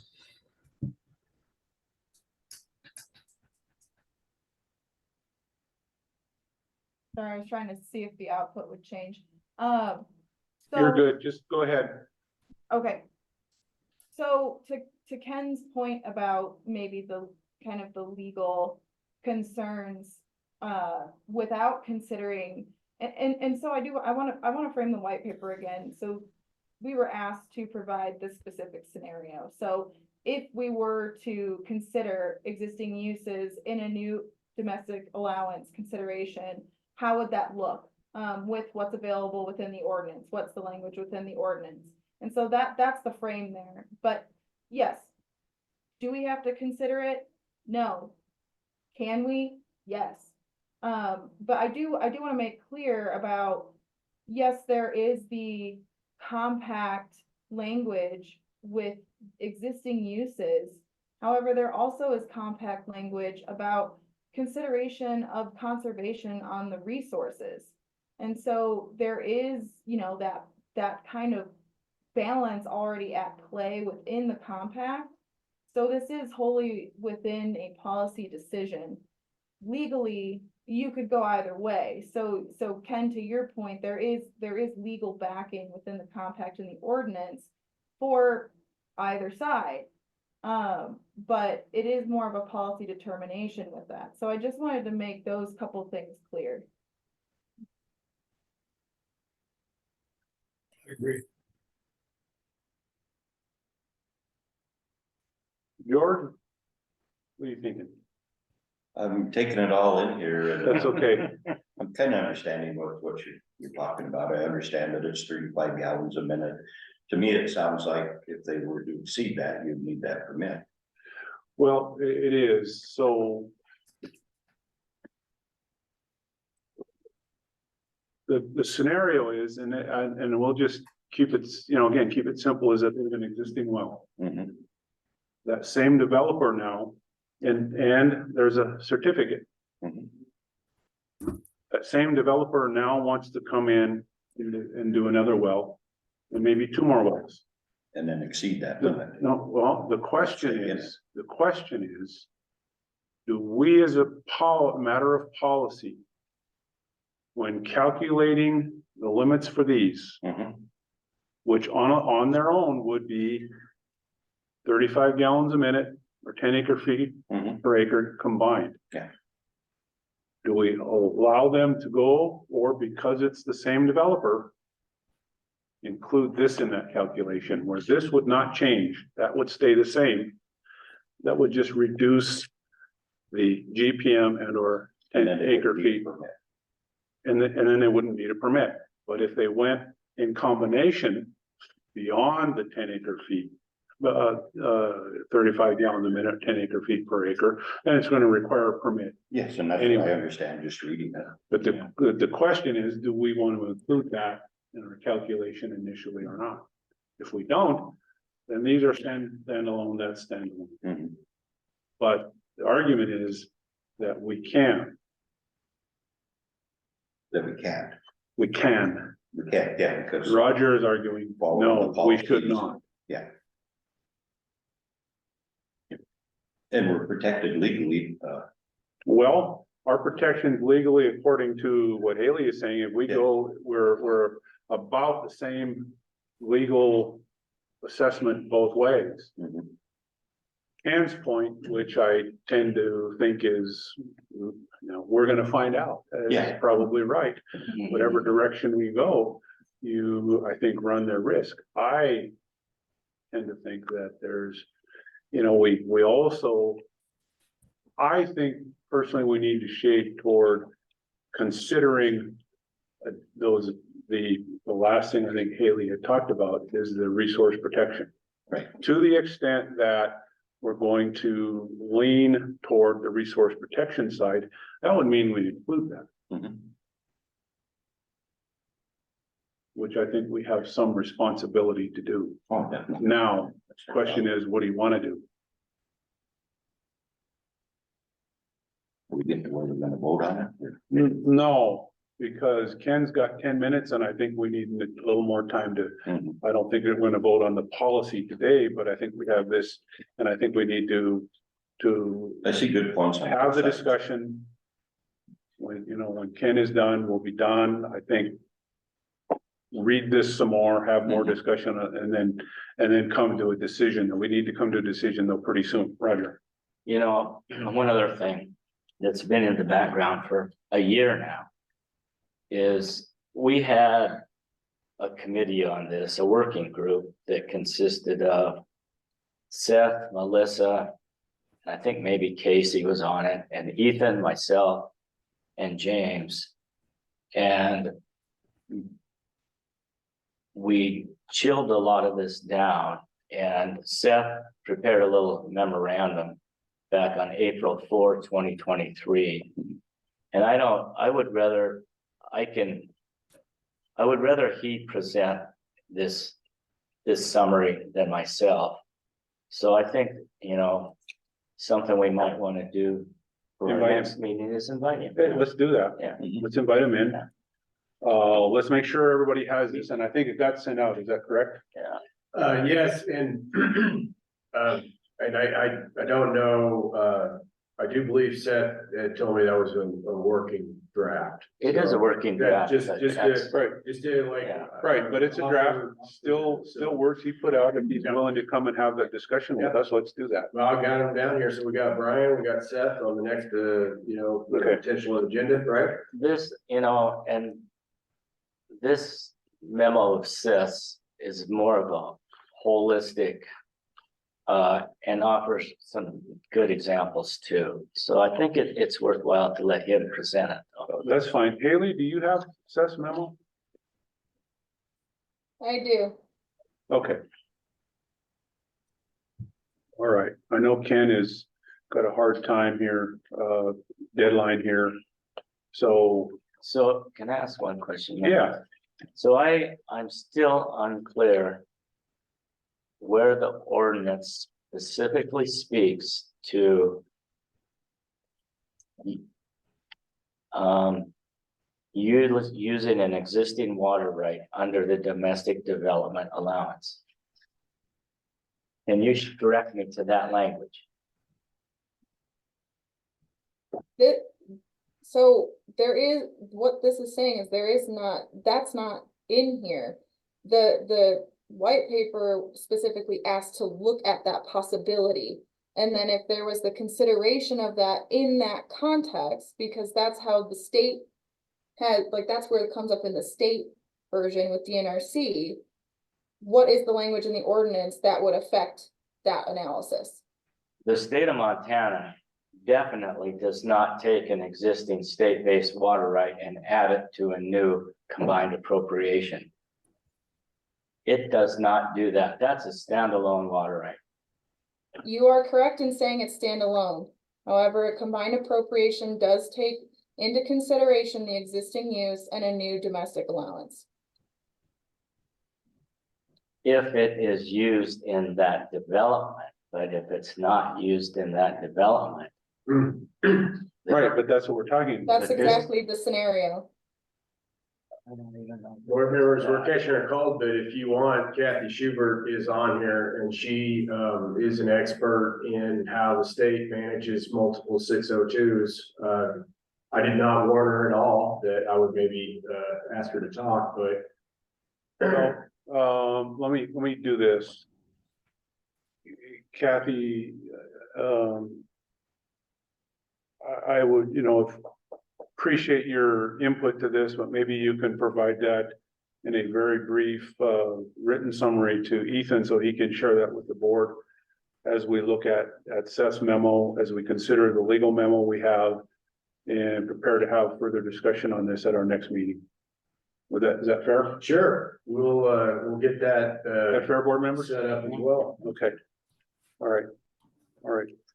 Kenny, we're just a few minutes away from you're having to take off on us here. Is anything else you want to add or say here? No, I'm good. That was a very good discussion. I appreciated it. Yeah, I think it's important. And Roger, I appreciate what you're bringing up. I do. As of today, I don't know if I agree yet, but I appreciate it. Yeah, no, that's why we're here. Yeah. All right. Well, Ken, you do what you need to do. Okay. Board members. Thank you. See you all. Board members, any other discussion on this today? Comments, questions, concerns? Georgia, your wheels are turning. I can tell. They are, I've been all over this. And as I've learned more, I can see it from a property rights standpoint. Thank you, Roger. I can see it from a policy and procedure standpoint. I'm a water quality gal. I'm a resource gal. So in physics, it's always important to do thought exercises, right? Sometimes you learn more by looking at it in a weird way. So we've been talking about a landowner dividing it up into 4 lots, right? That's been our thought experiment for today. But we know that we have landowners on the reservation with considerably more land than that, with the ability to divide into considerably more lots than that. And that worries me, not only for what it does to the resource, but what it does to access and egress in and out of these developments, what it does to wildlife corridors, what it does to cultural integrity on this reservation. I had a friend I used to work with said, we can talk a lot about endangered species, but the Salish and Kootenai people are an endangered people. And that is always in the back of my mind when we're having these discussions. If we keep inundating this valley with rampant development, what happens to the cultural integrity here that these people are trying to hang on to? So if you got a guy with 1,000 acres, he wants to subdivide 1,000 acres into whatever, a policy that we come up with can really affect way more than the resource of groundwater. It can affect a lot of other resources. And I know that's beyond the purview of the ordinance, and that's not my role as a member of this board. But when I hear the word risk, that's how I'm defining it. This is what's rolling through my head. And I know that that's gonna run counter to a lot of other issues, but the wheels, that's how my wheels were turned. Good. That's good.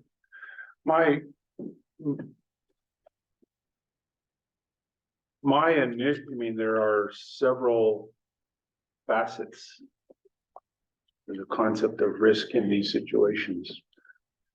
The initial facet that I was thinking about was the legal risk, is the legal risk, which I think we need to consider the technical, legal, and policy issues associated with these as we move forward.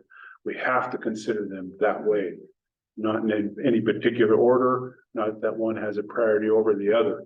But before we as policymakers set a policy, we really need to be clear about where we're at with the legal and technical risk associated with that. So it's not just legal, it is technical. Technical in the standpoint that we are also here not just to dole out water rights or manage water rights, but to consider the protection of a resource, which is what the language of the ordinance, I think the limits are for. 35 gallons a minute, 10 acre feet per acre. That's meant to protect the resource. So. Haley, any last minute thoughts and question for the board? Is there anything additional about this that you would like Haley to revisit and clarify for you for our next meeting? Board members. I just Haley. want to say thank you, Haley, for putting this together. If any of board members have questions or want to talk one-on-one about clarification of any of these terms, please feel free to reach out. Okay, Roger, anything else? George? I'm good. Georgia? Okay. Let's hit pause on this. Please continue to review it, think about it. And we will hear more, hopefully from Seth next time.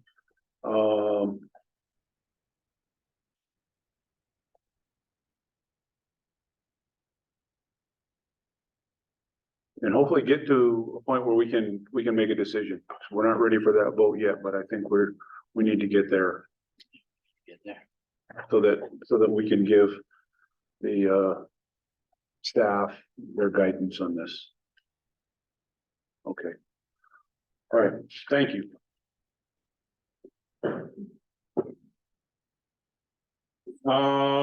Legal topics. So we're down to 5.3, Haley. Is that I think that's still you. Oh, we got 5.2, so I don't want to skip that. So you had something on 5.2. Did you want to address that? So Mr. Chair, I did have a chance to look at this. I did not draft this legal communications memo to resolution discussion. At least that's what I have on my agenda here as 5.2. Is that correct? That's what's on the agenda. Who drafted it? Is 5.2 yours? Now I put it under Haley's thing. I'm happy to talk about it though. Haley says she didn't draft it. Yeah, Okay. this is not, So- I did not draft this. I did have a chance to review it, but I do have, edits that I would like to provide. Well, let me ask this question. Who drafted it? All right, this is something that the board adopted previously before you had resolutions. Okay, all right. And this is dated January 12th of 2023. And we needed to establish Okay, a procedure for how the legal counsel was gonna operate and communicate with the board and the office of the engineer. For a little additional background, this was kind of always intended to be replaced by a resolution. To update things, and this is an opportunity for, you'll notice that this was back when Ken was the vice chair. But what we need to do is, I'm soliciting the board's any changes in direction to how things are handled for legal communications, legal workflow, that type of thing, to see if we need to make any changes to this. Or if, we basically just, try to move this forward, after, a staff and legal counsel level, review. And then we can give it to you as a drafted resolution if you prefer us to do that legwork. But this is just a preliminary opportunity for this board to give us direction. Board members, comments, questions? Right off the bat, my suggestion, especially since Haley said she drafted, has some comments on it, I'd like to suggest that technical and legal staff get together and agree on a recommendation for the board and for a resolution and bring it to the board for approval. If you have questions, I don't want to stop those today, but that's my recommendation. Roger. Yeah, I guess, and if this changes much, I'd appreciate getting a copy in advance to be able to review it prior to Yes, having it. okay.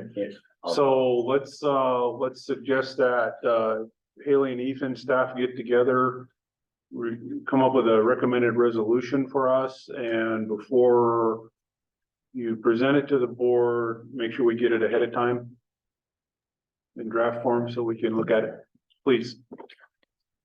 Sure, of particular consideration is the arrangement for important communications that occur between me and legal counsel. The board chair serves as the secondary contact point and is copied on those communications.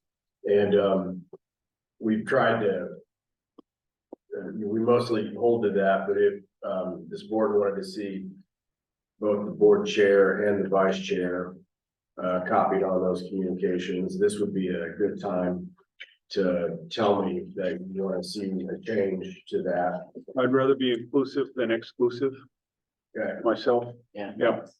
And So so, if you want to make sure that's part of your discussion, that'd be helpful. thank you. All right. Anything else on 5.2? 5.3. Yeah, Mr. Chair, I mean, to the extent that there is any discussion on 5.3, it would just be that I provided notice to the board chair that the water court was allowing responses in the form of a brief to be filed with the court with regards to the stays that are pending in the basins 76L and LJ, which are the two majority basins that the office and the board would deal with. So that is currently before the water court right now, within the context of the compact litigation that's going on in front of the water court.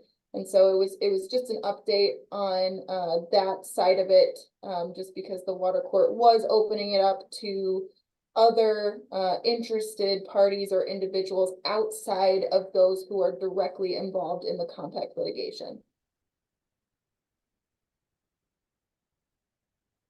If you will, Haley, could you just explain a little bit more about what the stay arrangement currently is? Yeah, sure. So the stays have been extended to, I believe, April 30th. As of right now, because the water court is accepting these responses to this, but the idea right now from the water court is that they would like to open up 76L and LJ for adjudication in the water court. So it asked for motions, which is a type of briefing from the compacting parties on why these stays in those two basins should be extended. And so the compacting parties, in particular, the US government, with the state signing on, and then the tribes filed a separate adjoining motion to that. They briefed that they would like to extend the stays until the end of the compact litigation, mainly due to staffing reasons and burdens on the compacting parties. And I'm gonna add also to it, so an important aspect is whether or not there is adjudication of individual state-based water rights happening concurrent with the water compacts adjudication, or whether or not that would be sequential, meaning that they would adjudicate the compact, or at least mostly adjudicate the compact, and then do the individual state-based rights. And so that I think is at play here on whether the state was originally designed to allow the compact to get developed and move forward in advance, because there's confounding factors such as the tribes have all of their claims that are filed but on hold because the compact is in existence. And so really the compact its success through the adjudication process would potentially determine what happened to those other claims. And so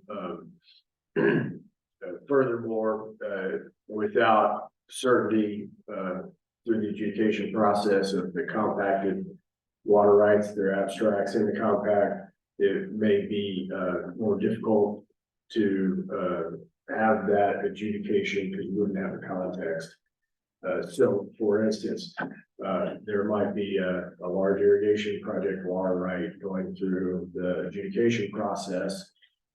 Whether or not the fifth water right that is part of the compact is confirmed through adjudication in advance of that may be meaningful. Let me.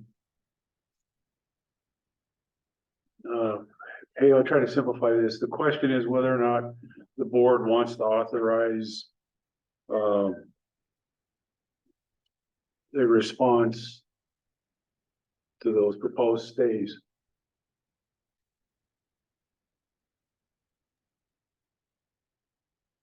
I recommend we don't respond. We don't need to. We're not involved in that.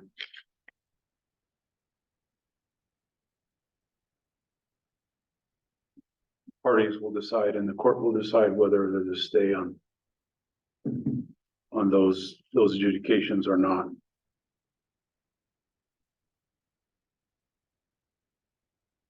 No, there's other parties that are involved that it's more of their role than our role. I agree with you. I don't think we need to go there.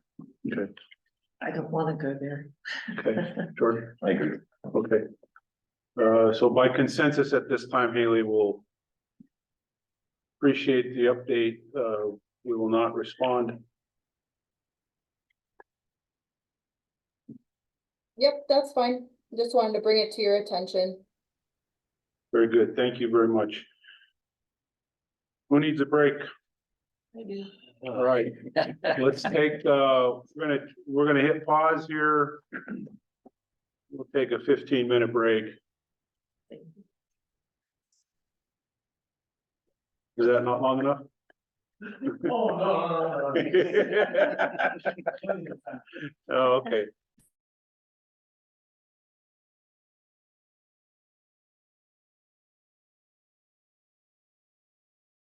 Welcome back. It's nice out. We just almost didn't get back in here. So nice out. So thank you all. All right, we're on item number 6, water engineer updates. So Ethan. Mr. Chairman, board members. Got a lot going on in the office this go around. Let's see. First item we've got for you is the standard water rights application report.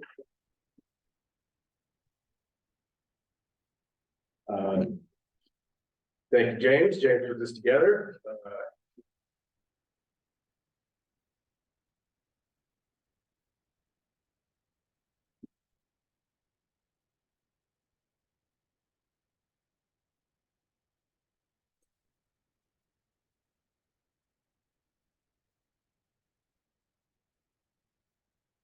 Oh, we only received 5 applications in April. There's 3 that we can capture Okay, hey. between the time I Mm-hmm. When April, that 5 should be an 8. Yes, sir.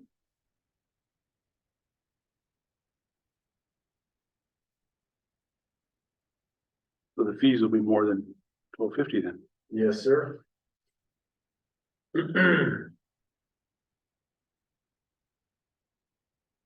it sure seems busy. We've had a lot of people in the office talking about their projects lately, and Springtime, it's springtime.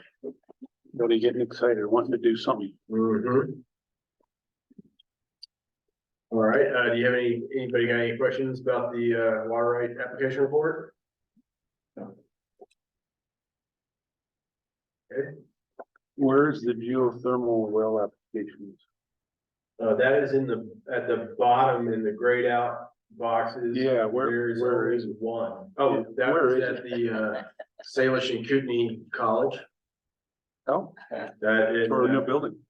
No. Yep, and Oh, that one, we did require they get rid of the pond. For that one, which seemed agreeable, so I think that Make more space. that application is gonna make that area. That's a pond right in the middle of the buildings there, right? Yeah, it never worked. Never really worked. Didn't do what it's supposed to do. Right. Like mosquitoes. It makes mosquitoes, yeah. Oh, yeah, sorry, I didn't understand what you were asking at first. All right, I'll go on to 6.2, staffing updates and personnel. Yep. So Anna is offboarded. I'm finalizing her exit interview and we'll circulate that with the board. James Freights is 2 water measurements away from completing his promotion plan to becoming the office's first hydrologist. And he'll immediately embark into the next stage of his professional development towards a hydrologist 2. And additional designee and acting responsibilities. So, James, congratulations. How's it been going? It's good. I've been learning a lot and I'm excited to have it all finalized. It's been a good journey. I feel like I've learned a lot of the technical things from Ethan and also CSCT and DRC staff. Good. I don't want to put you too much on the spot. So what are some of the things you've been doing? Well, we've been doing some of these water measurements using the flow tracker. And then coming up with some new reports. I made a report for like what you would see in the WP&P, but for adverse effects to the draft. Of course, eventually will come to you. It's on how I think the office should consider adverse effects for things that are not intended to be permanent. I built this thing. This is a portable beam engineer. Nice. So you put that in a dish and you calculate volume. So that's not a guillotine. So it is a method work on like analysis for the potential complaint, water availability at a specific point. Yeah, there's a few other ones I'm forgetting about, but those are. No, that's okay. So you've worked with George a little bit. Yes, George's I've crew. worked with 2 times now. Yeah, very good. Where at? We've measured on Jocko River once, and then we've got a big project going on at the site above McDonald Lake on Post Creek. Mhm. He helped us carry in a bunch of equipment last Wednesday, I believe it was, and some pretty wet weather and saved my back. Ah, We're Very hauling good. some fairly heavy stuff. And, yeah. hopefully we'll go and finish it tomorrow. It's not available tomorrow, but he's open for other projects. Yeah. We'll be using him as much as we can. Very good. Anybody else? Oh, Very good. job. Good Thanks. job, James. Right. One of the assignments that he has had to embrace is he's providing us the rough draft of what we're looking at for policies for adverse effects analysis. So he's taking the ball off. You mentioned that. on an essential thing, that needs to happen, and, I'm excited about that. So he's got, some technical, some policy stuff in there. James, you're doing a really good job on all that stuff. Appreciate having you around. Very good. Thank you. We're doing some hiring, right now. We, gone through, done applicant ranking, done some interviews. We're working on the next steps. I'll be excited to make announcements as announcements are available. Our next meeting, we'll be able to, let you know how things worked out, I'm sure. I have been in communication with a trainer by the name of Pat Sullivan with P&D Consulting. He worked for the state for 30 years with the state of Montana Professional Development Center. Pat has got a ton of experience on counseling government offices, government agencies on an array of things from supervisor training to personnel policy assistance to HR training. He's not super cheap, but he is also willing to come here and build a custom training platform for this office, for your water engineer. Does that sound like something I should move forward with, board? Is that gonna meet, you had previously hoped that I would get some opportunities to get some supervisor training to also engage with some other types of training for this office. I have struggled to find a source, especially somebody who's skilled at government specific operations. This guy kind of fits the bill. My sense is probably, would it be possible for him to provide a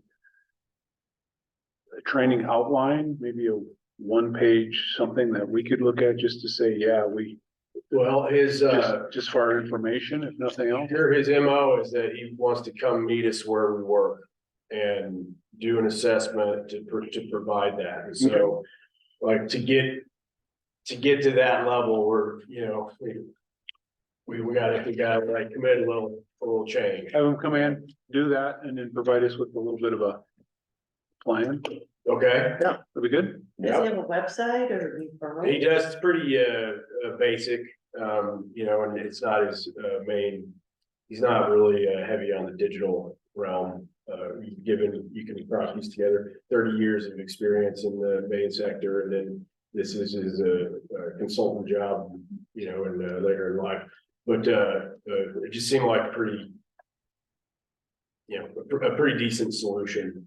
Not necessarily the cheapest thing, but perhaps somebody who could coach me good on some of the government aspects specific to this office, along with others. To follow up on your question, if he has a website, you want to just provide that to us? Oh, yeah, of course, absolutely. Thank you. No, I just put a note to myself. Other comments, questions on that?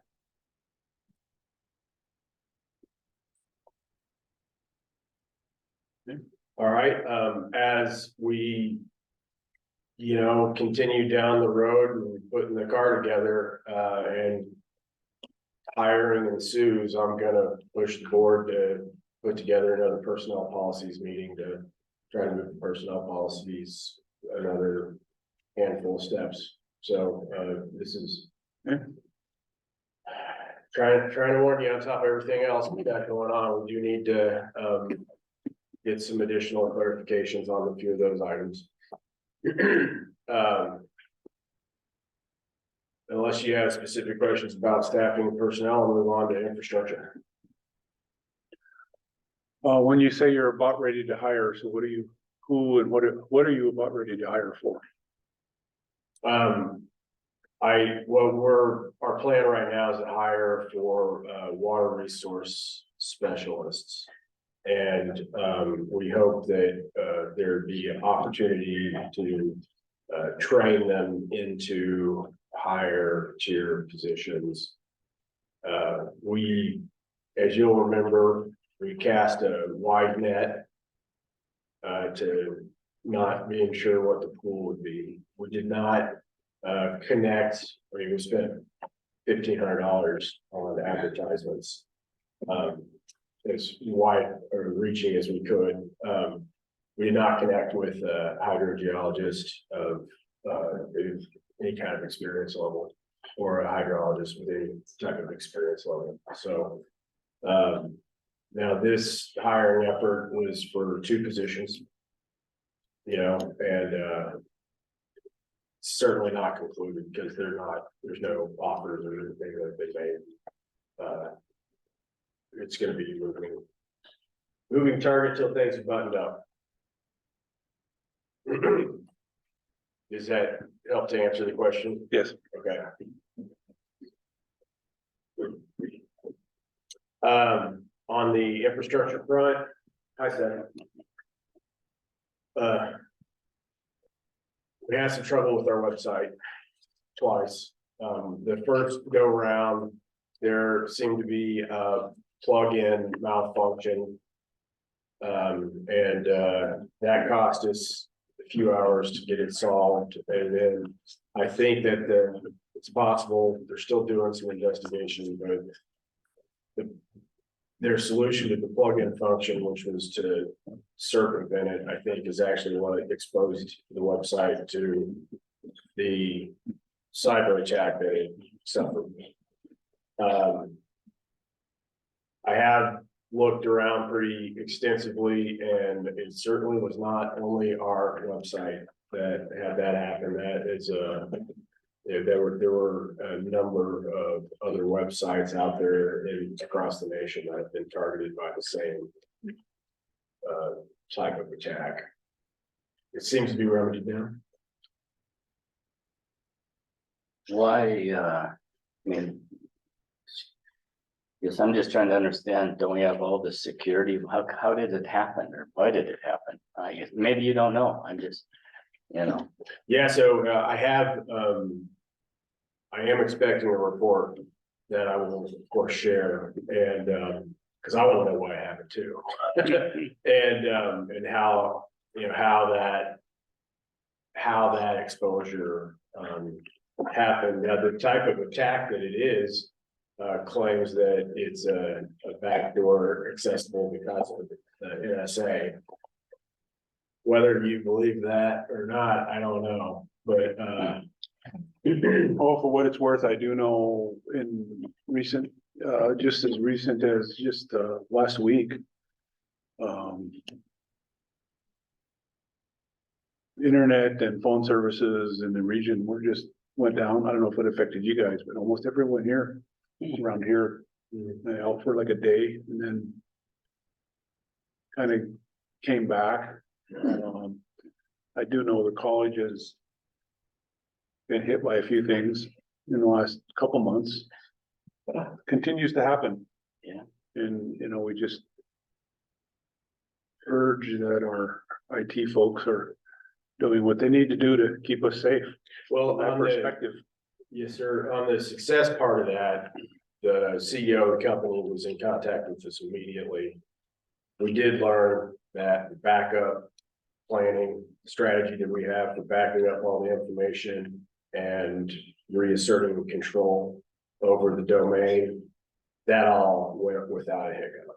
So, bummer that something got in there in the first place. However, the fail-safe is now tested. You know, you don't really know how that's gonna work out. Bit of a stress test there. Oh, yeah, for sure. The stress test being the key word. Yep. Stress of the stress test. Let's see. Our basement has water in it again. I And saw that. Where are we getting with that? Jigs came over to take a look at it. I'm waiting for a better report. It's hard to tell what's going on with how the water got in there, but obviously having just gone through a bunch of mold abatement, the last thing that we're all interested in is piling up a bunch of water downstairs. Now, the leak isn't, I mean, it's not like an inch deep across the whole floor or anything, but it's enough to populate the mold spores, right?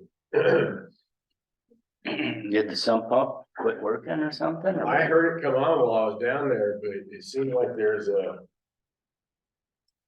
contractor like taped that whole thing off. So you can't really get in there and see what's going on anymore, and it did, it turned on, but I don't know, you were when Jake was here, did he? Yeah, we need a bunch of that tape to open up the sump pump and first something protection area. Yeah. It's more open now, I think that's gonna fix the problem.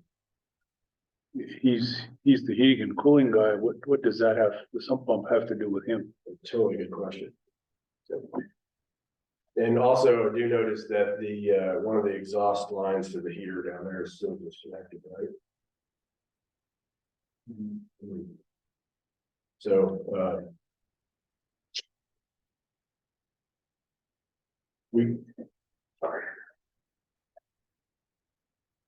I think we're gonna have to engage with the owner a little bit, With who? the owner. Oh, yeah. I saw you sent something to her. Did she ever respond? She did, she sent jigs over to try to solve. Oh, she did. Okay. Okay, I was gonna, yeah. So that Oh, answers no, that that. wasn't me. Yeah, okay. All right. All right. All right, our telephone system is. It is not ideal. We're up at the end of the contract. We've got to do something else. We have a lot of fairly smart people here, and none of us can figure out how the phone works. It is a freaking mystery. The thing resets and changes all the settings regularly. Who are we using? Nextiva. And I mean, I don't know what to say, other than we gotta do something else, because we're not having success on resolving things. So what's your plan?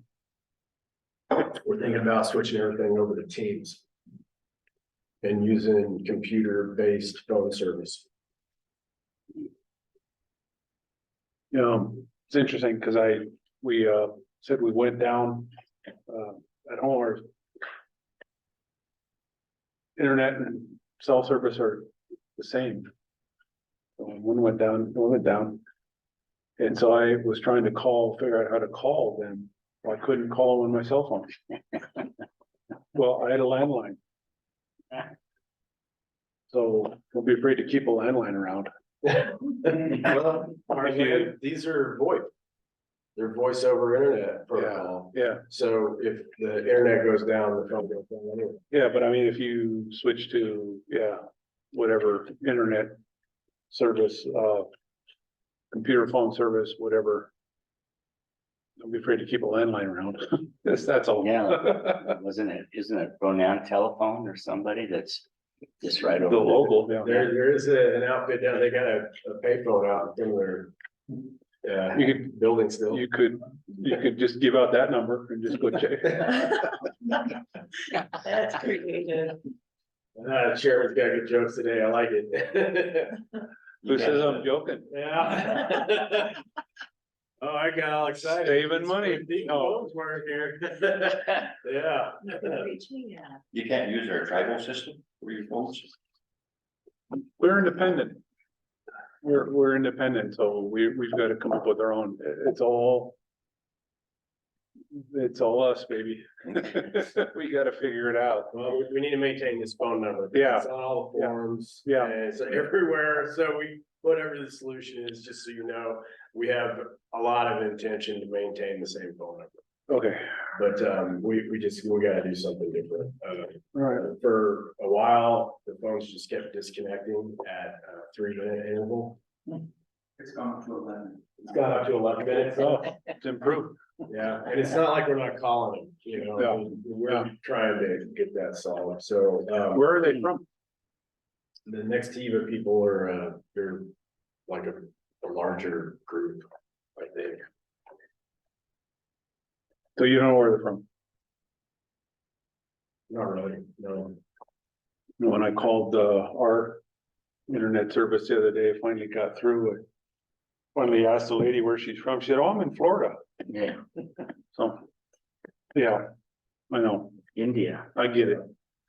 Back on the office, it's starting to get hot in my office and, we haven't had word about the AC. But the plan is to get AC in, and I thought she agreed to get AC in and Jigs was gonna do that.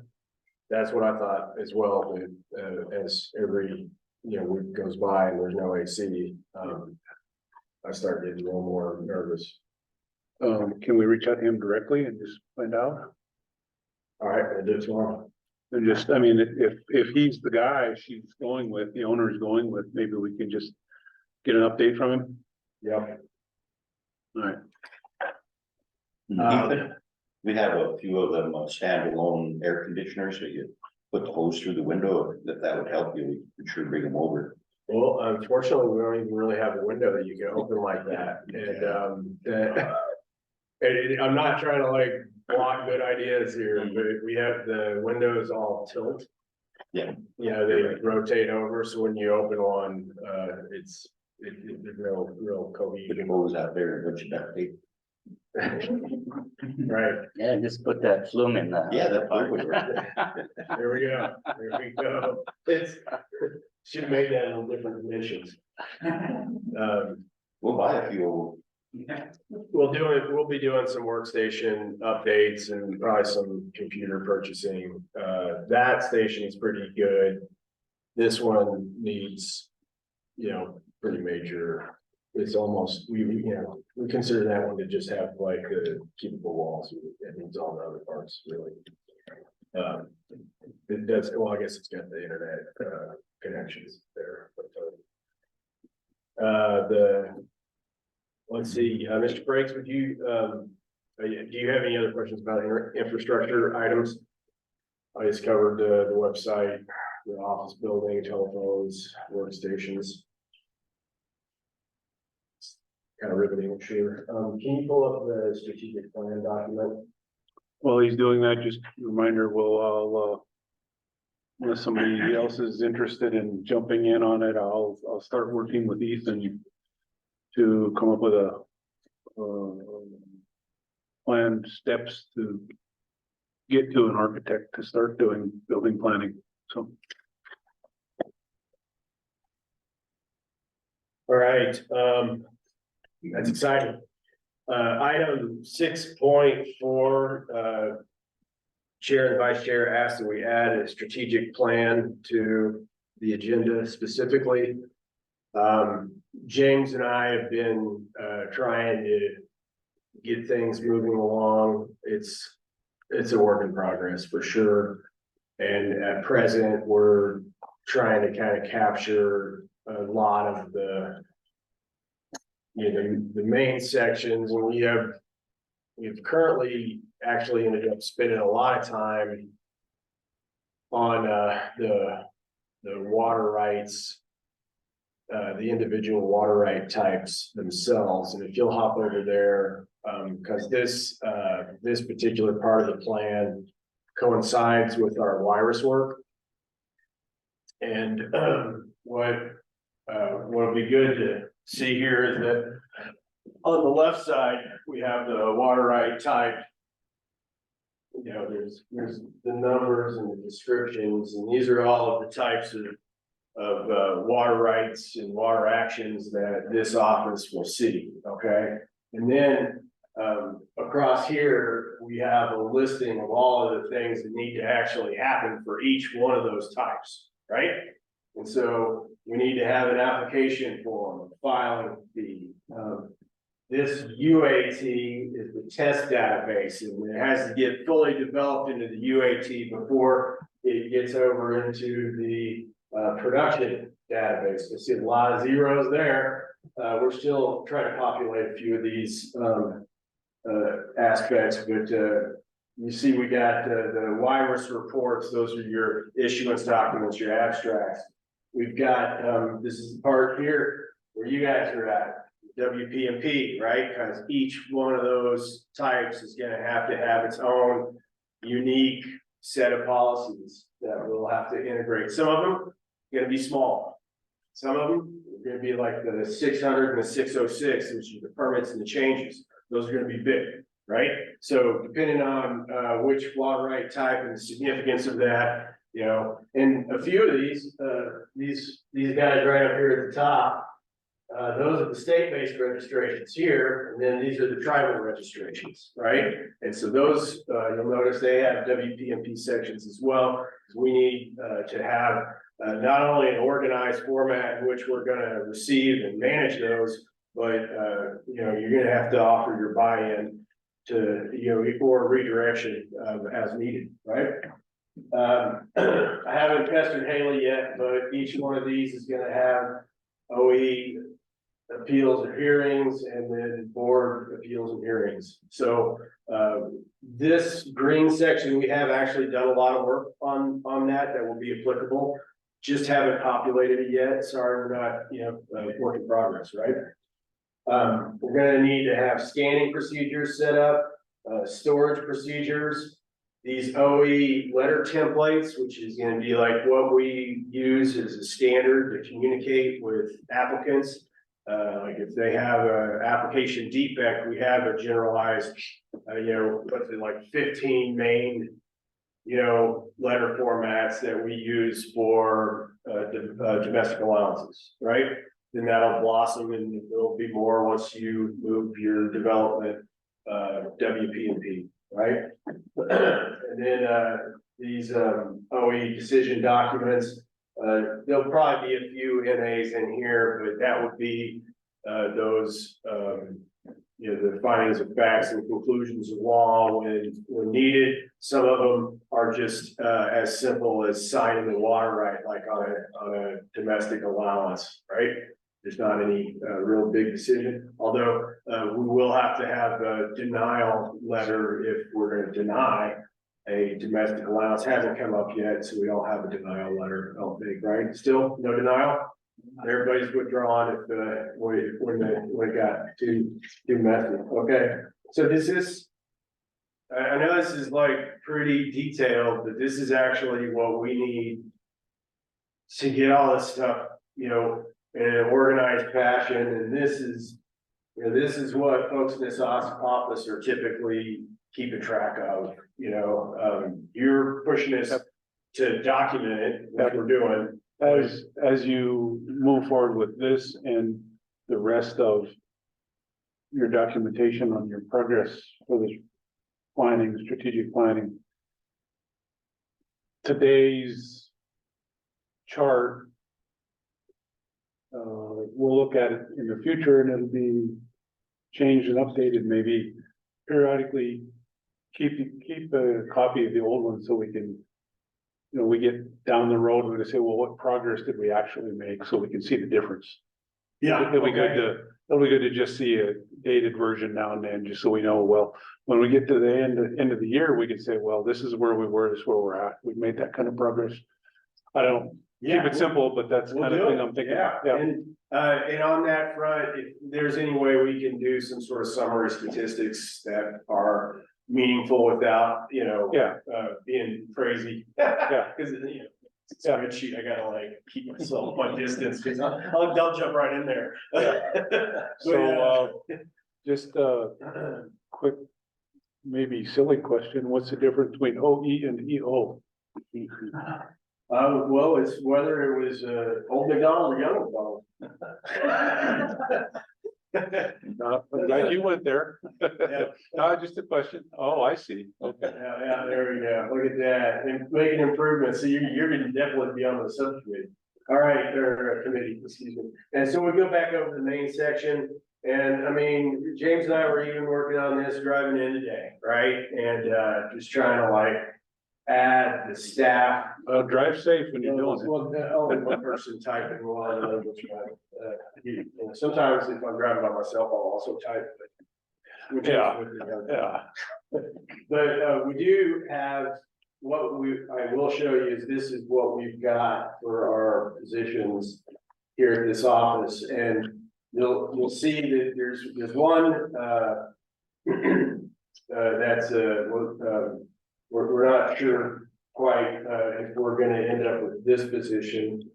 This one ended up with a question mark, but we definitely are gonna have somebody at least in the hired as a water resource specialist with the intention to train them to be a hydrologist. So, we were just doing this morning. I haven't had time to quite get it all together, but each one of those, we've got recruitment, training, personnel, payroll, position descriptions.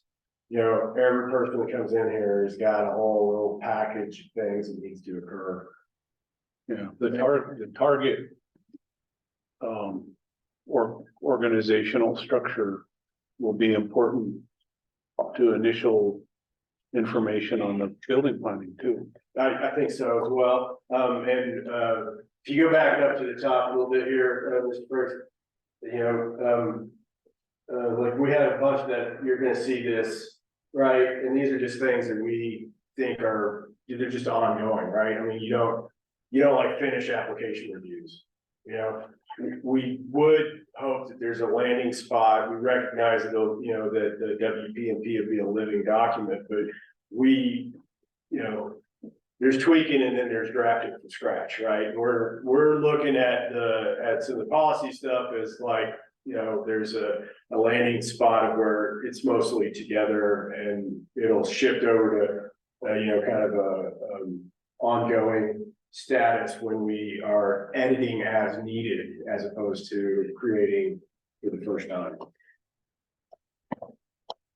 I don't know if this is what you guys were looking for, but this is what we did for a strategic plan so far.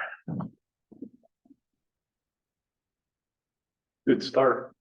Okay. I heard good start. So it's not, Any other comments? Questions? A lot of work. See a list of a lot of work. Wow. well, we're at 100, but we don't think we've got huge other sections of contract services that aren't even, Not even on. we haven't even gotten there yet, and so. But Well, I'm looking forward to getting more staffing, so that'll kind of get us processing things and moving this forward. all right.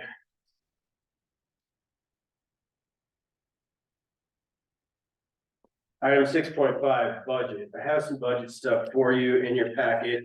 It's the standard stuff that you see. We're gonna keep doing that until we get something better that you like, because that holds us treading water.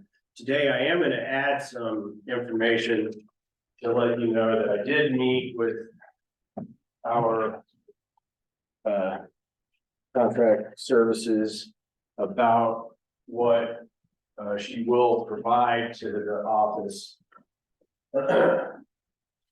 And what you're gonna see is, our monthly reports out of her shop are pretty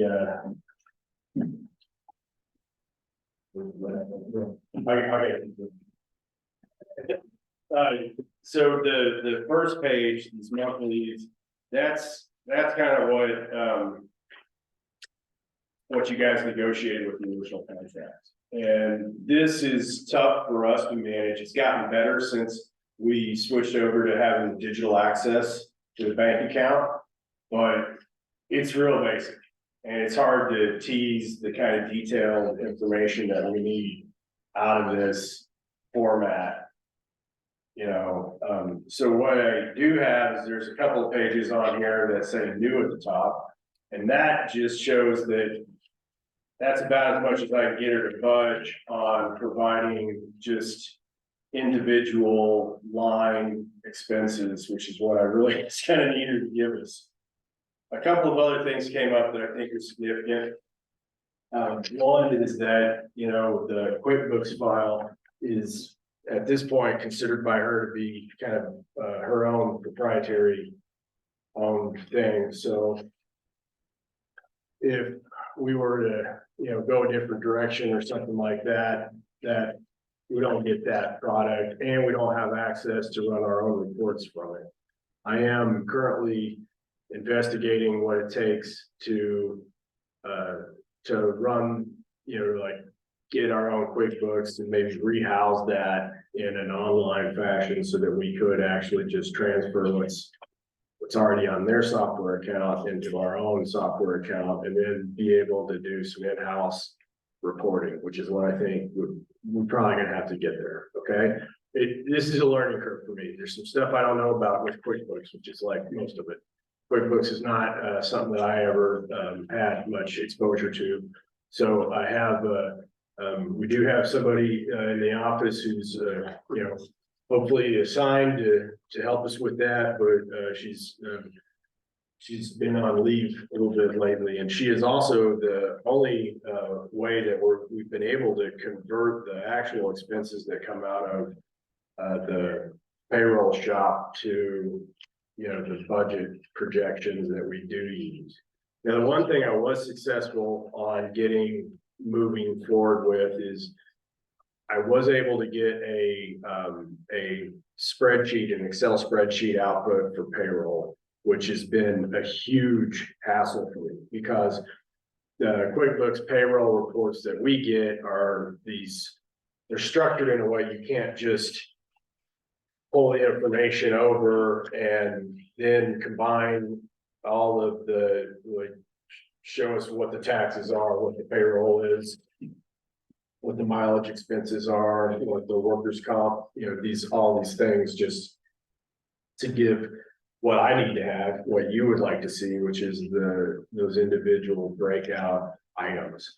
So I do think that we found a solution for the payroll thing, which she seems to be willing to work with that. But in general, that office is at capacity in terms of work they can do. And she herself, this is probably gonna be her last year, of work, and she's, into retirement age things. So those are all targets that I'm trying to work with. Now, last time we talked, I told you I thought I was gonna have this budget stuff buttoned up, and by the end of the week, I went and had this conversation and things got a little bit more complicated. Then I found out what I really needed to do to get it done, and we've had some staff outages that means it's either me or it's just not getting done. I am gonna try to get Georgia in here on Wednesdays, maybe she'll help me, but anyway, I had to reconfigure things at this point. I mean, I'm shooting more now towards the end of the month to get things to where I think they need to be. We have had some additional confounding problems, such as the insurance rate issue hasn't settled yet. There's not been the HSA expenses made on behalf of 2 of the employees yet, because we just got Marie access that you helped by authorizing. So that should start to roll forward, so we know what those actual expenses are gonna look like. Some of the other health benefit stuff is starting to level off, but I don't know, it's complicated, sorry to tell you. I am still working on it, it's quite a puzzle. So are you in touch with Julie out of Kalispell, or just working through Marie? Judy, you mean? Yeah. Okay, Judy, yeah, she provided the update to the spreadsheets, but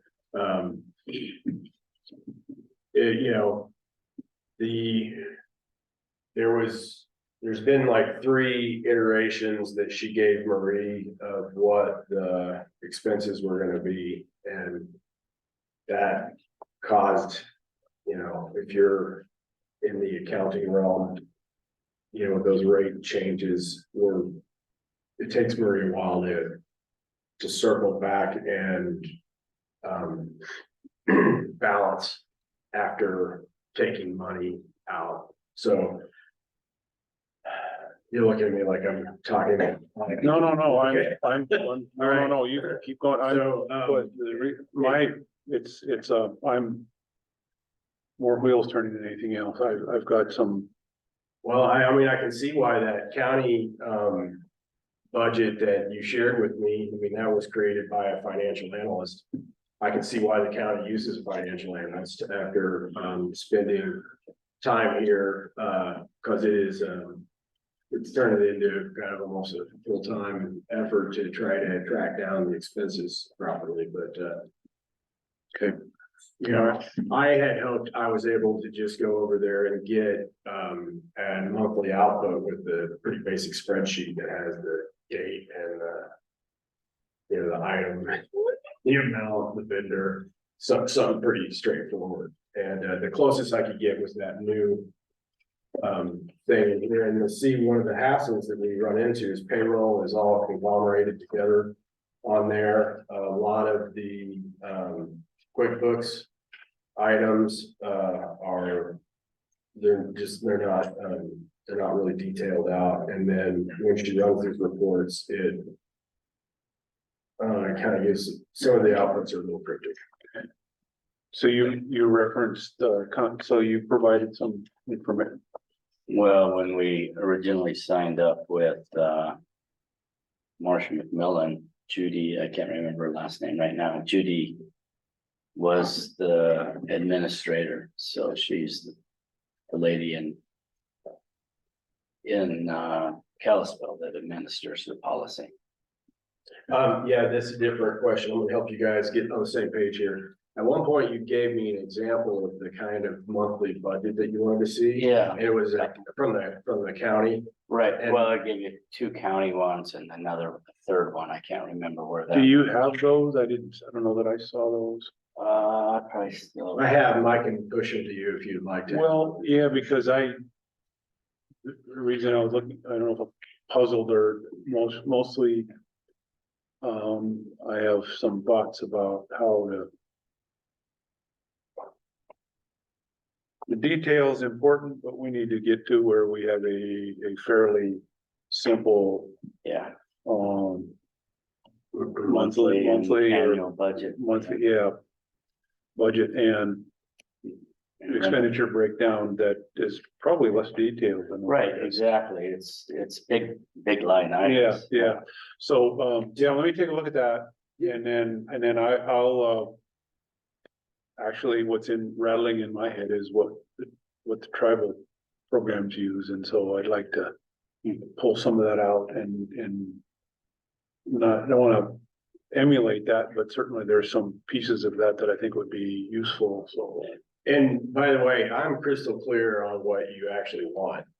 I have to have the more detailed thing To get to what you want. to get those summaries, yeah. Right, so, and that's where we get. Well, given what you just said, then maybe by next time, even if it doesn't have numbers populated, maybe you can provide a blank summary of that says this is where we're headed. Sure. That way, if that's not, then we can adjust that or. Well, even, yeah, I mean, you can. To some degree, you can just look at your bank statement and say, this is how much cash we have and this is the draws every month and. I know, so but the thing is, the automatic, the ACHs, they are all listed as the exact same thing in the draws. So going back and piecing together which one of those was for the website and which one of those was for payroll, that's where I'm struggling. Okay, and I get that. So do we need to maybe, if Marie's only gonna be around another year, do we need to maybe thinking about shopping around for a new accounting firm? well, she said there's somebody else in the office that would possibly be able to take over that, but either way, we're doing a switch. Yeah, but, We need that firm to just tell us whether or not they can continue or not. well, and this shouldn't be proprietary information, if it's a, Oh, I agree, especially if we're contracting with Yeah. them. yeah. But on one hand, on the other hand, the thing that also keeps sort of coming to mind is our. You know, at one point, we talked about you know, a business manager in office. I don't know if you're thinking about that still or not, or trying to just make do with what we have and try to make it work, or, Well, I think you're probably gonna do some reconfiguring, because we didn't get our high-end, hydrogeologist out of the gate. So, I mean, that probably leaves us a little extra, we could try to do something else. okay, That said, though, I also still have those, high-end hydrogeology problems. And Yeah. so when we have Not when we gonna have go, the budget part of that, we may end up having to look for some contract contracts, services yeah, as an alternative. contract, yeah, As a, you know, and it's tough for me Yeah. right now to figure, you know, I can't predict the future. Yeah. And the budget parts, you know, they change, we will stabilize with, Yeah. staffing a little bit, but, Yeah. you know, having to manage that flux. I do know, having worked for government for a lot of years, nobody ever gets it right down to the wire. They've got that bigger, the bigger budget that they can always either draw from in an emergency or give to, in a surplus. And we are absent that. and we don't, yeah, no, we have to, Yep, a little bit of love. So I've been overly cautious on expenditures thus far. yeah, no, that's, yeah, Anyway, I'm sorry, that's probably not where we all wish that the budget discussion is at right now at this current stage, but no, it is what it you is. should know that I'm working on it and I'm trying. Any other questions? Some things in there. Any questions on budget stuff? Okay, all right. Thank you. All right, you guys ready to write the rest of the WP&P now? Item number 7, yeah, we'll be done by, what time?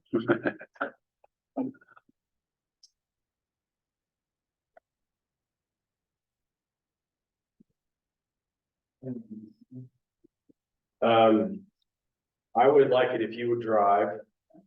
I'm just gonna, jump in and, navigate the board to some items that I'd like to see them take a look at, and one of them, it would be better if Ken was here, but we could at least, there's like a single section about a new item that'll be easier, I think, to manage.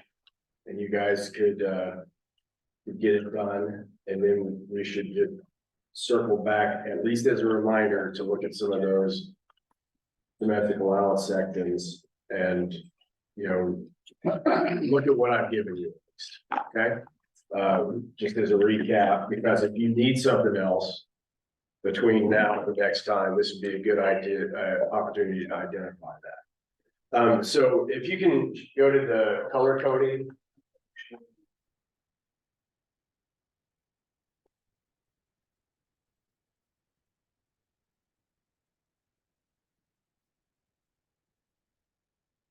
And of course, Mr. Chairman, if you want things to go differently, just let me know. Oh. The approach we've been using. Board members, you have any comments, questions, or concerns? All right, right there Feel free to- on this section, so. We struggled a little bit, I'm just gonna walk around if that's okay. We struggled a little bit last time to remember what was reviewed and what was not reviewed. So one of the biggest things that happened with this iteration is that I went back, had to use a little bit of a team to remember for sure what we got, but what we did is we went through and we took the headings and the text for things that you've looked at. Doesn't mean you can't go back and look at them again, but at least for now, you looked at it, you did the editing. It's kind of grayed out like, oh, hey, maybe you don't need to do that again, or maybe at the end you can do a reread for It's all gonna go to public anyway, and then we'll. Yep, exactly. And then we got the stuff that's active, where we've got a heading that's gonna be the bright yellow, and then there's gonna be some light orange text. And then there's just cross references or items that we need to attend. And I'm just leaving those right now highlighted in green because they're easy for staff to remember that we need to make sure that those cross references are a good match. And I hope that works. I know it's a lot to keep track of, but we kind of had to have a process to where we could keep track of this matter. So now if you could, go down to the table of contents here, and you can see here, remember this is an interactive table of contents. Now these, if it's gray, that means you've looked at it, and if it's yellow, that means, you got some more work to do in there, right? And so, we can just, now James, if you would like to just, let's just go right to the, we'll go to the water right application submission area.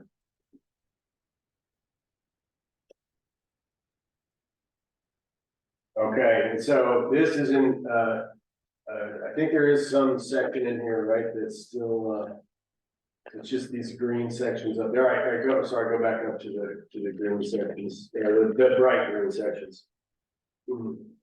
Okay, so the only thing we really have highlighted in here is to make sure that we link to appropriate WP&P.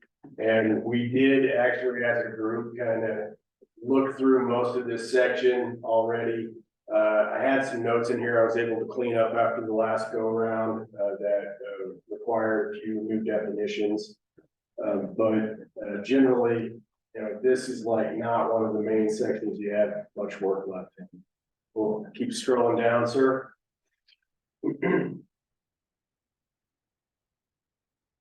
All right, there's two things that happened here in WP&P definitions. First of all, originally definitions were up in the operations section, and we all agreed that needed to just move down here under this definition section under part 1. So we've done that.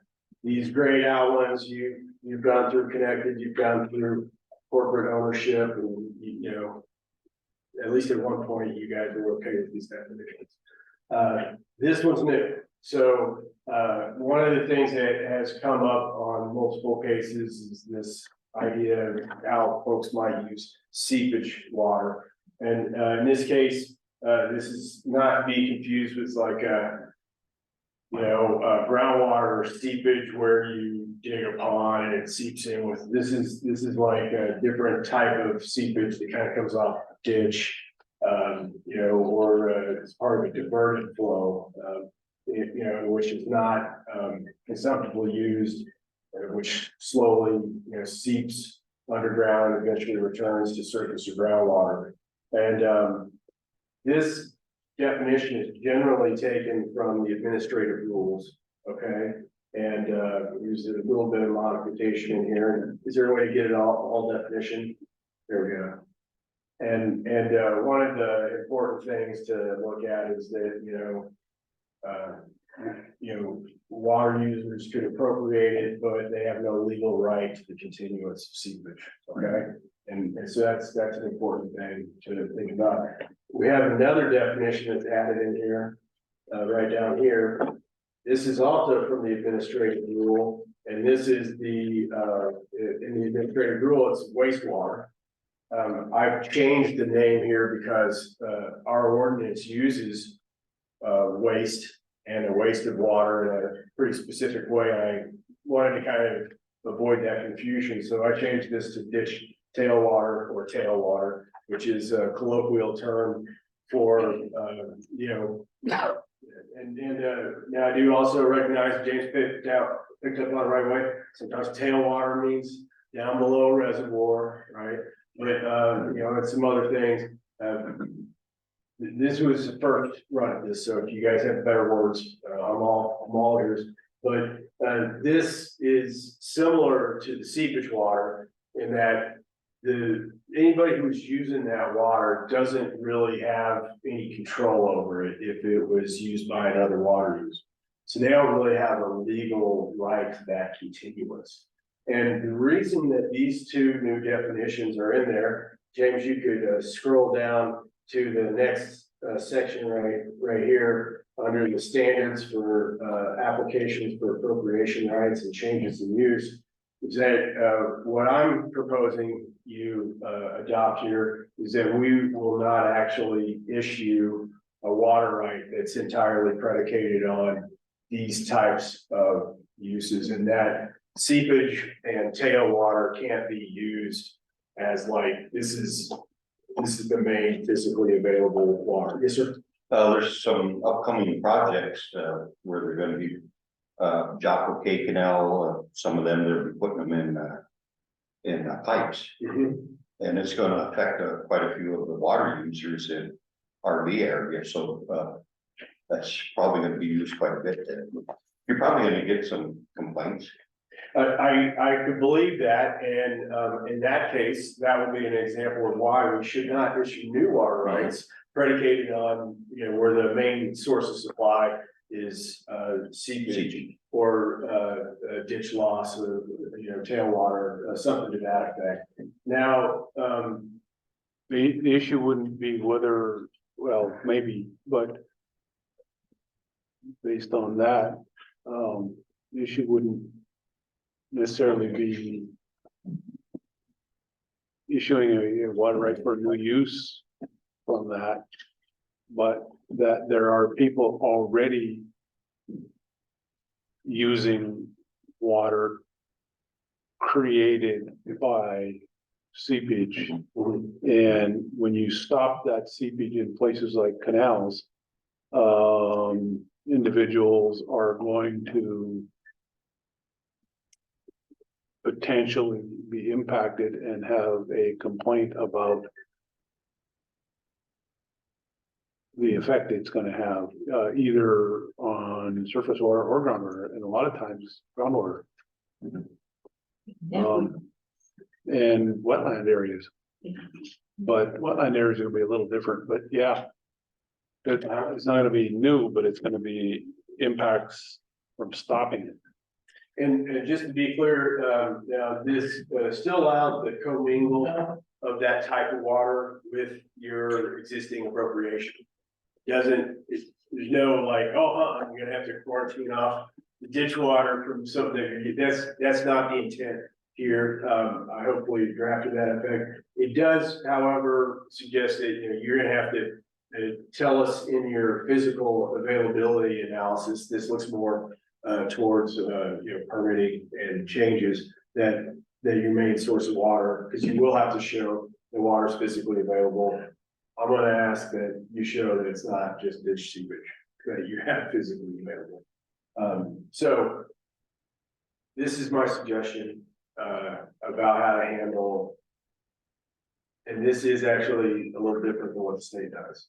The state will, and has probably had some tough times in the past, issues that is based on waste and seepage. And they have actual waste and seepage designations on their rights.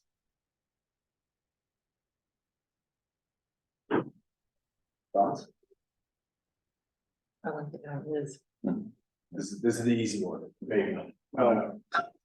Sometimes you guys come up with stuff I didn't think of. Well, language might be easy, but so in places where ditches are lined or replaced with pipes, anything below a ditch where that has relied on that seepage is gonna be affected, and that's what we're gonna get more of. Are those complaints? There was actually a part of the state fund was supposed to be earmarked for replacing wells with dry because of efficiency improvement. Yeah, It's not really our field here. No. Just to let you know, that's over in the CITT's lab, really, but the effect of that is gonna be there. I mean, we anticipate it's gonna happen. All right, how would you guys, how do you feel about this? You wanna? Well, you kind of went through three pieces there of language. You guys want to go back to the top one and make sure you're okay, and then I'm okay with what he has there.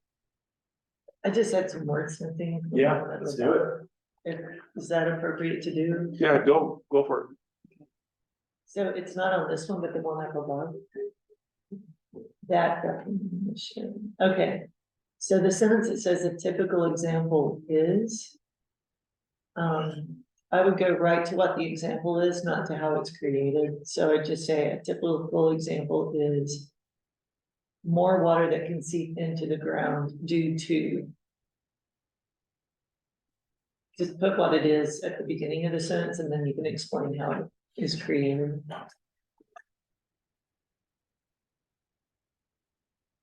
Does that make sense?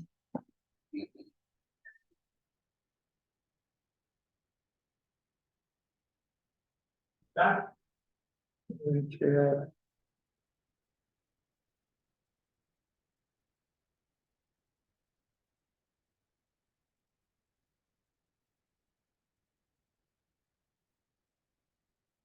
Does that sound right to you, Roger? Yeah, Make it first. that's a good change. Okay. Yeah. That's all. Okay.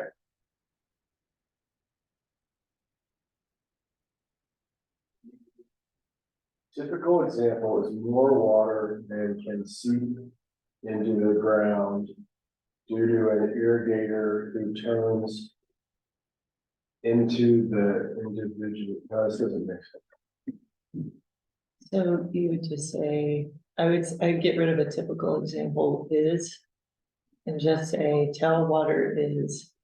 Just very simply explain what that is.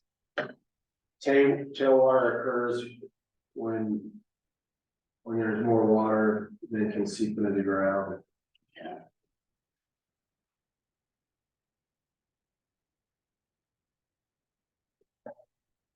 It'd be tailwater occurs instead of a occurs. Poor James, it is so hard to do those. James, type faster. Hurry up. Tailwater occurs when an irrigation application exceeds the rate at which water can seep into the ground. Is that what you're looking for? I think. Okay.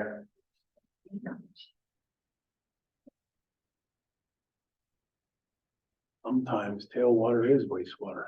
Yeah. But yeah, we're not trying to say that that's not necessarily the situation. And if this reads in a way that justifies excess applications, it's not intended to do that. There will be, in a normal flood operation, there will be tailwater, though. There is a certain amount of inefficiency, flood irrigation, if you have enough for the appropriate interval application, there'll be some leftover. The largest opportunity, I'll say, for that is actually within the irrigation project.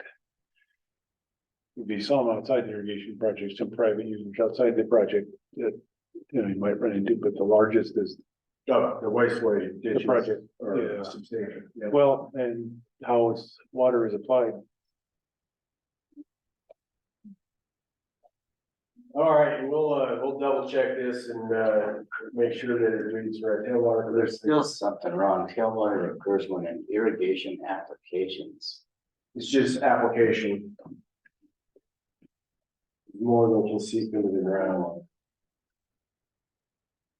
We say exceeds the infiltration rate. Is that too? The too technical? Technical. What if it? Not for me, but Irrigation application. When excess water seeps into the ground. Well, if it seeps in the ground, then you're not exceeding how much can seep into the ground. Tailwater occurs when an irrigation application of water.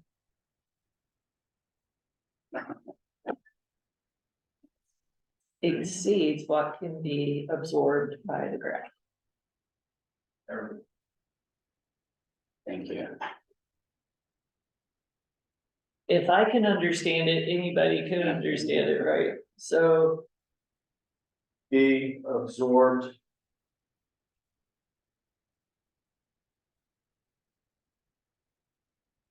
Into the ground, all right.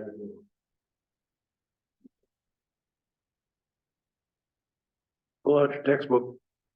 Yeah. Everyone's gonna say it different. All right.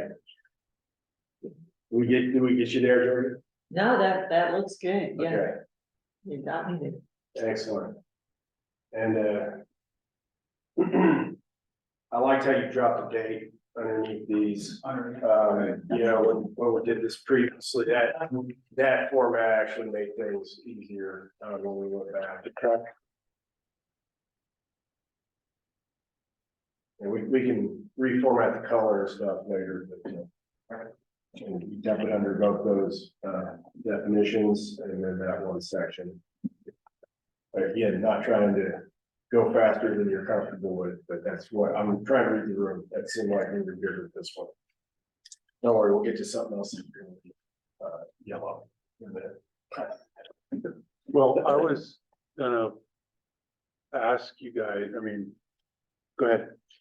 I didn't, that very first one that was orange, I didn't remember. The seepage one. Yeah. Oh, let's go through it. Yeah. The seepage one. Seepage water. Can you split it so we can? see Yeah, the- that's the one I thought we want to make sure. All right.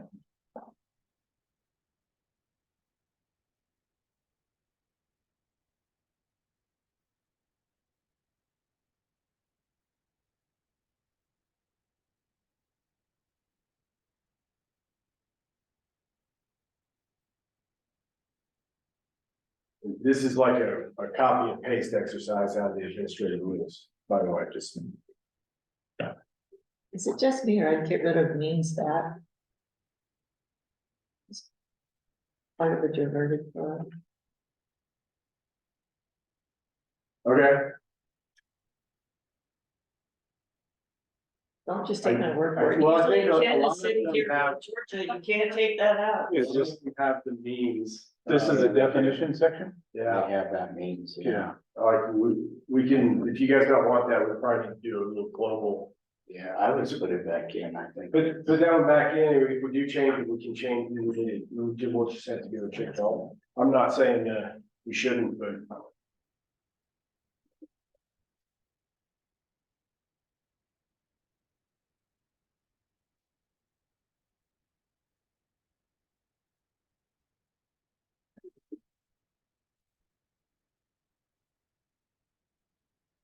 It probably, what would really make sense is get rid of the colons, Well, if, you know, and then just have the word in bold and then means.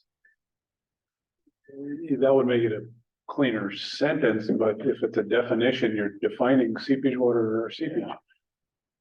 Okay. Then what's behind it is the definition, right? This is definition section, Yeah. yeah. You like this format? Yeah, it's Okay. for definitions, yeah. All right. And I could go either way, means could be out of there and it still makes sense.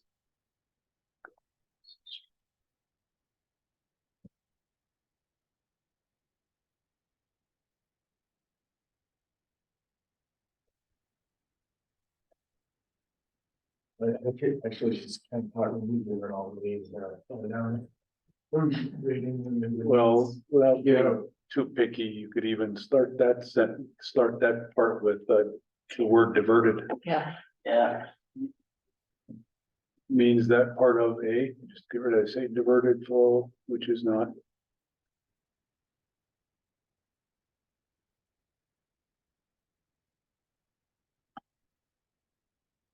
didn't you want to leave means in there? No, Well, There's not that many definitions, we can get rid of them. if you want to. to me, it doesn't But we should just do a global. works either way, but I get what George is saying, you don't need it.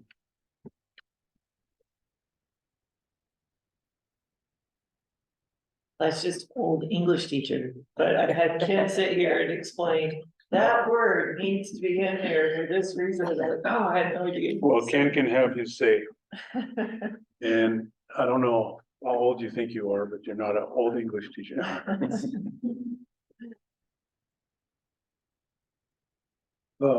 Yeah, you can,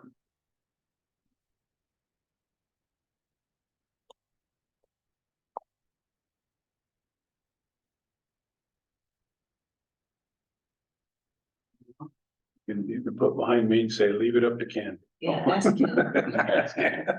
No, don't do that. All right, so the definition though, you know, give or take, I mean, you like the definition enough? Okay. And then, let's go back down to the section where the definitions are, used here. And, just double check, make sure, because we, you know, we end up writing this out after. You know, the next update.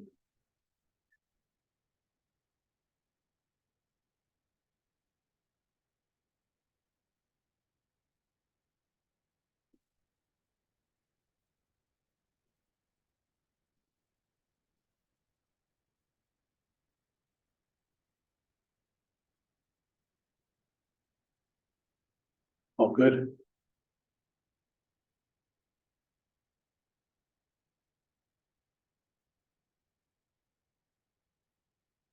All right, I didn't hear anybody say stop yet. No, but before we move Yes, sir. on, question for you, the board. So I see 7.1.5, and given the amount of time we have, I'm wondering if we shouldn't spend some time on that. Is that the next meeting? No, it is flathead system, compact water. Okay. Sure. Was that gonna be part of what you're gonna cover? Roger. I had just a question for Ethan on that. So you mentioned that you kind of used some of the existing language, but then you deviated from this by not allowing people to use tailwater or seepage water to apply for a waterway. What was your basis for that decision? The kind of mess that I've had personal experiences with off the reservation for waste and seepage rights. And that's primarily it. So if we think long and hard about this, we can get ourselves in a lot of trouble. But given that, if, for example, below a canal, there is a well, and that canal is lined, and that well has reduced supply, then based on that, that would argue that if they have no right to that seepage, if their well is reduced because of that, then there should be no mitigation. Well, so that mitigation that we were talking about was part of the settlement and a fund that would be available. Well, I get it, but I'm saying there But would be. they're not guaranteed a right to that water. Okay, so, So that's where we're gonna run into a conflict. Yeah. We're gonna say, you don't have a right to that water. They're gonna say, well, yeah, but I'm reduced, so I need you to spend money, not us. I need you to spend money helping me redevelop my well so that I have that. That conflict's gonna be in the minds of the water user. Am I missing that? well, the tough part about that is, if they had to really substantially deepen their well, they might have to actually just reapply for the water right, because they'd be a different source. And you know that it was a different source because it went dry, and then it's not dry. I mean, you know, it's like, we're not a, you know, because it wouldn't be like I'm not sure what happened. You'd be, those folks would know that they don't have water in their well anymore after the ditch was lined. And when they did drill a deeper, we actually had one of those already, just, we were dealing with it today. I mean, this isn't like a. No, not a that's hypothetical or anything, right? not a hypothetical. So what will we do? How are we gonna address that? Well, so this is really just about issuing a new water right Okay, so if somebody wants to come in and apply for a new water right, then, and they have to show the physical and legal availability, okay? We're just saying like, all right, you know, your ditch seepage is not enough to get you a water right. This leaky ditch that leaks all the time could be lined one day, and then you're gonna be without a water source. So we would not issue something on what amounts to a diversion that you can't really control.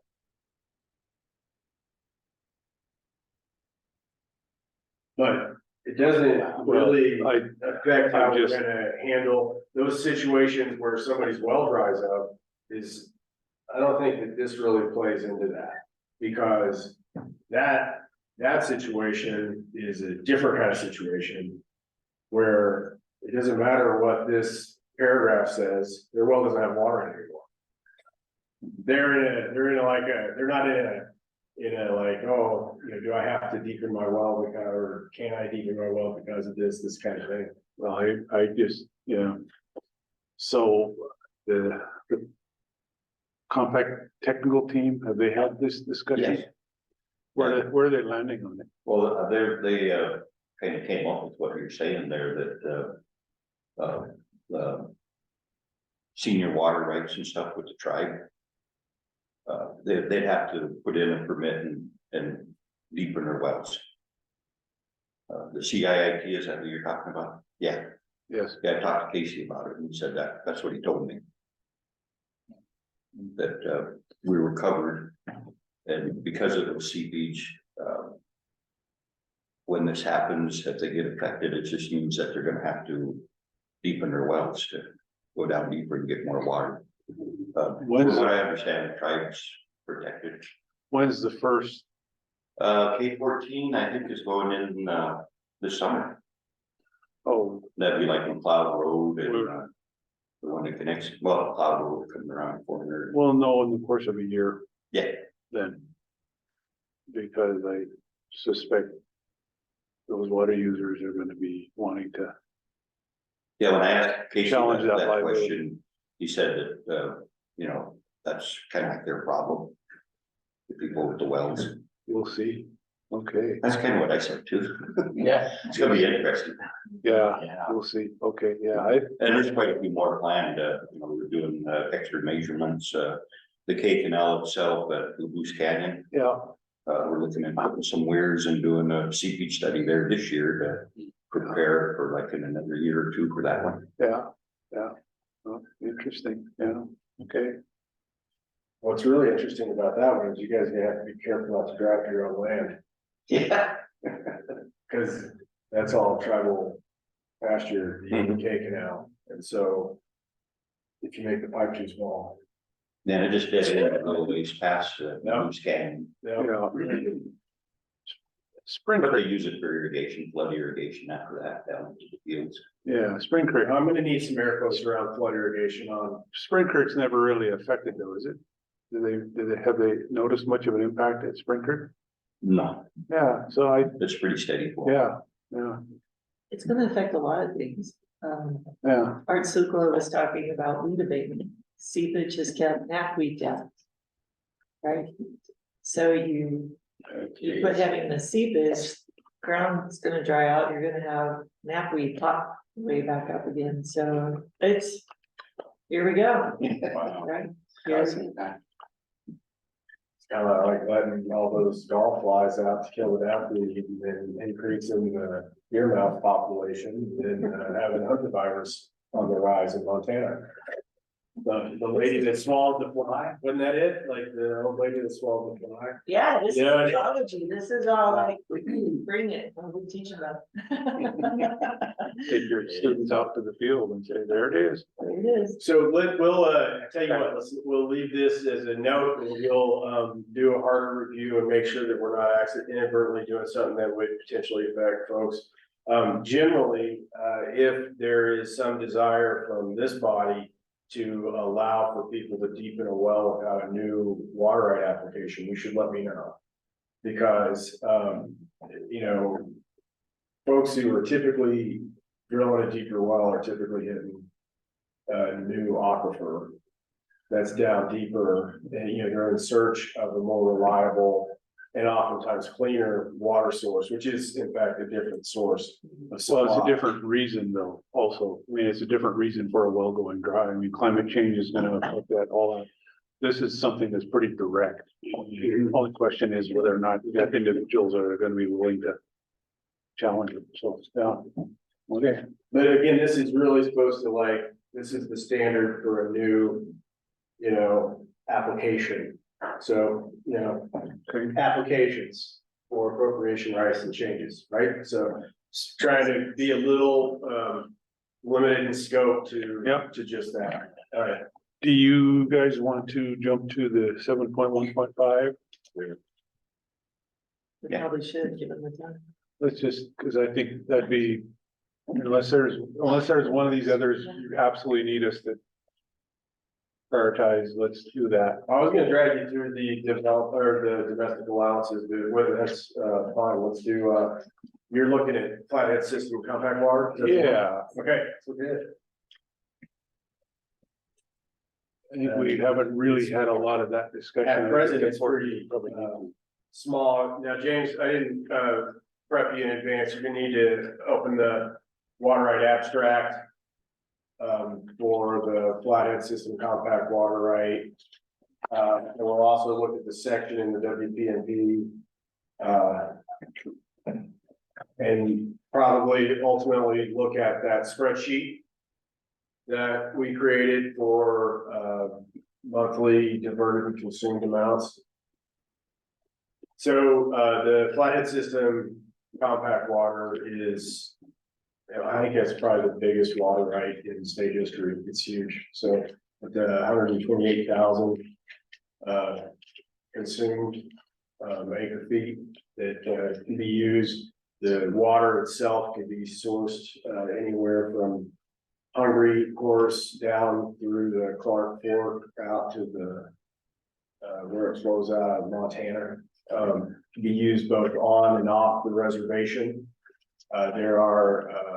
There's earmarked amount for storage water that the state would be able to allocate for mitigation for domestic, commercial, municipal, industrial. only in the upper flathead, right? That could be anywhere off the reservation. Wow. Then there's a 100-horse storage component. There is a direct flow component. The tribes can lease it off the reservation, and when they lease the water off the reservation, it's managed by DNRC through a change authorization. The tribes can lease it on or use it. They can also use it off the reservation, just to be clear. The tribes can use it on the reservation. They can lease it on the reservation. Those uses of the flathead system compact water right, those are handled through our office. They come in as an application for the use of that right.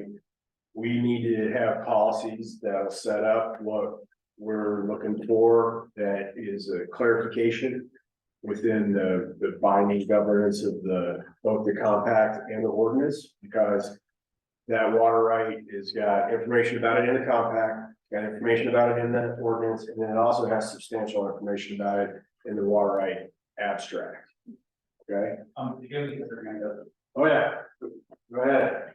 Haley. You're on mute. Sorry, I clicked the button to lower my hand, not to unmute me. There you got it. I think I forgot to just lower my hand, but I did want to make sure, so those seepage definitions in section have not been approved, correct? We haven't. Why? Well, I just have some comments that I would like to provide on it, some edits and Okay. suggestions, so. We didn't take action. I think that we've tentatively sort of assumed that they're good draft, but if you have comments, please feel free, get them to Ethan and then he can bring them back. And we do have, we got tasked to double check and make sure that we're not inadvertently writing anything that would affect something other than a new application. Yeah, no, I heard the conversation. I just saw the Okay. green, I saw a green text underneath it, so I just wanted to make sure. Yeah, we had the discussion here, a little more work to do, and we didn't take action. We've been. Remind me, we've been taking action on these as we approve them, right? Yeah, and we didn't take action on that yet. Okay, I just wanted to confirm. Thank you. Thank you. So part of the reason that caught my attention, flooded system compact water, is because I understand that someone is getting ready to actually apply for some of that. So just that'd be interesting to have that discussion. Yeah, that's great. I think that is a good discussion to have because we would not be prepared right now to accept that. So a couple of things that we need to know right off is what are we gonna do with an application if we were to get it in today? When we don't have, a proper application form or these WP&Ps to help guide what we're supposed to do. Yep. Furthermore, we have to scramble because those do require a public notice to the area. And that's not something that we have you'll remember one of the main functions of the database is to create a mailing list for folks who would maybe have, need to be noticed. Yeah. Okay, So, you've kind of covered a little bit of the scope of the platted system compact water. Can you summarize at least for now what the process is for an application? I mean, I know we don't have one yet, but what's the process for someone to get that water? sure. Okay, the step one process would be that they need to go through the tribes. Because it is a tribal water right and they are gonna be the primary gatekeeper. And so, and what I have, we don't have it, formal, but we have it, an understanding that any use of that water will actually be ushered to our office from the tribe's resource department. And that'll be how we know that somebody would have what I'm gonna call possessory interest, which is that more global term that we use for making sure that somebody's got the place of use, the right to use the water, so on and so forth. So, step one is we're gonna see an application come from the tribes. Well, if step one is for the applicant to go to the tribe, once the tribe has been contacted, do they give us a heads up? They have, but they're not required to. We should probably get something. I'd recommend we get something on record that says that we would like them to give us a heads up anytime they receive an application or contact for, because I don't know what their process is gonna be on their end. Sure. Mr. Chair, Yeah, can I provide a little bit of clarity on that? yes, So 22118 in the ordinance does describe the process for development of new uses of the Flathead System compact water. So the application actually comes to the Office of the Engineer. It's not made to the tribe, but it's tribal council or its delegates or any person with the written consent of the tribal council or its delegate who can approach the Office of the Engineer with an application. but the initial consent, to get that consent, they gotta go to the tribe first. Correct, but that's Yes. wholly within the tribe's procedures. So in terms of what would come to the Office of the Engineer would be the application. And then what Ethan's talking about with the, possessory interest, there is a requirement to have written consent as part of the application. So, Is there another comment back here? Chairman, when someone starts the application process for the Flathead System compact water, they're instructed to go to my office, where we'll fill out a form the lands, get a lease Lands, agreement, lands being the travel land office. And then the applicant and I will go to tribal council and get permission from the council to continue. And then we'll bring the application here. Okay, so given all of those steps, as soon as that process starts, we can be notified? Definitely. Okay, and if we need to formalize that, you know, somehow we should do that if it's gonna happen automatically, then we're fine, but otherwise, I just think the more heads up we have for those things coming, the better, plus if we're not quite ready, we'll have heads up then, and I do have sort of an informal heads up that there is one coming, is that correct? Yeah, the price of the water is still being debated by the council. And they need to agree on it before the lands can finish their lease agreement before we can go to the council. Is there a time frame on it getting to council? Same month. Okay, all right, thank you, that helps. All right, And that's what I was looking for, Haley, was that. And I Yeah. just want to clarify that is a tighter constraint than what's allowed in the compact, but it's what we've heard from the tribes through Amanda, through their water right office, that's how they're gonna run it. We do have intention on putting that into an MOU between our office and the tribes that just helps to solidify those expected approaches. And then it also helps us so that if we see somebody trying to apply for that water in an outside channel, we will have already gotten the direction from Amanda and her office that Kick it back. this is how, this Yep. is the lane that we're gonna travel in for the flathead system compact water.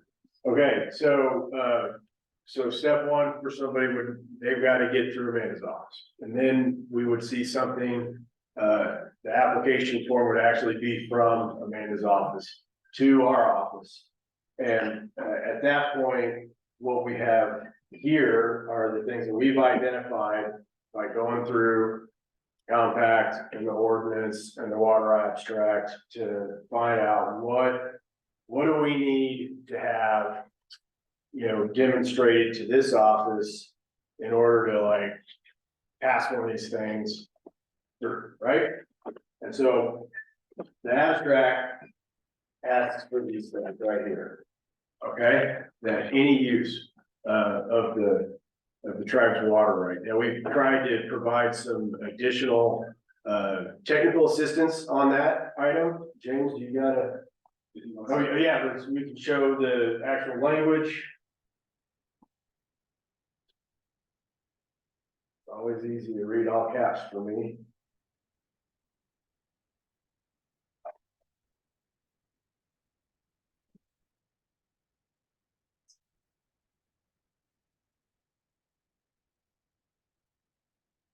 Well, and what's crazy is there's a lot of constraints listed for this water, right, that are flow constraints on the main stem that have to be met before the use of that water can go forward. That'll be interesting, because are those, I mean, if we know at this point, are those flow constraints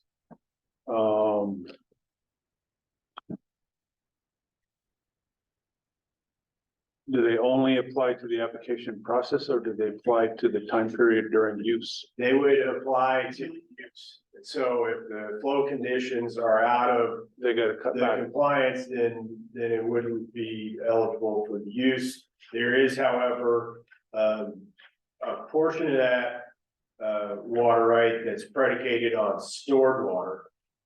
And once water is stored, it's taken out of the priority system, and so that would be potentially something that could be used even during those times, okay? But the direct flow certainly would be conditioned. Now, keep talking about James and how awesome he is, but one of his assignments was to go through and start putting together the type of hydrograph summaries that we need at the points that are designated in that water right abstract, which is something that we could then use as a tool to help administer that during, low flow periods. Right? Once we have that, that would be fairly, consistent, so that they would, those would apply to any application that comes through. And we, have the hopes and the intention to remark any of the issuances for the use of that water to circle back to those flow conditions and provide a tool that can be used. We feel like it's complicated enough where we should do what we can to provide some sort of a flow functioning tool that allows us to say if all those conditions are online and green lit, right? At any time, yep. Yep. Ethan, where did you say the, spreadsheet, tracking spreadsheet, I want to look in your email. Sorry.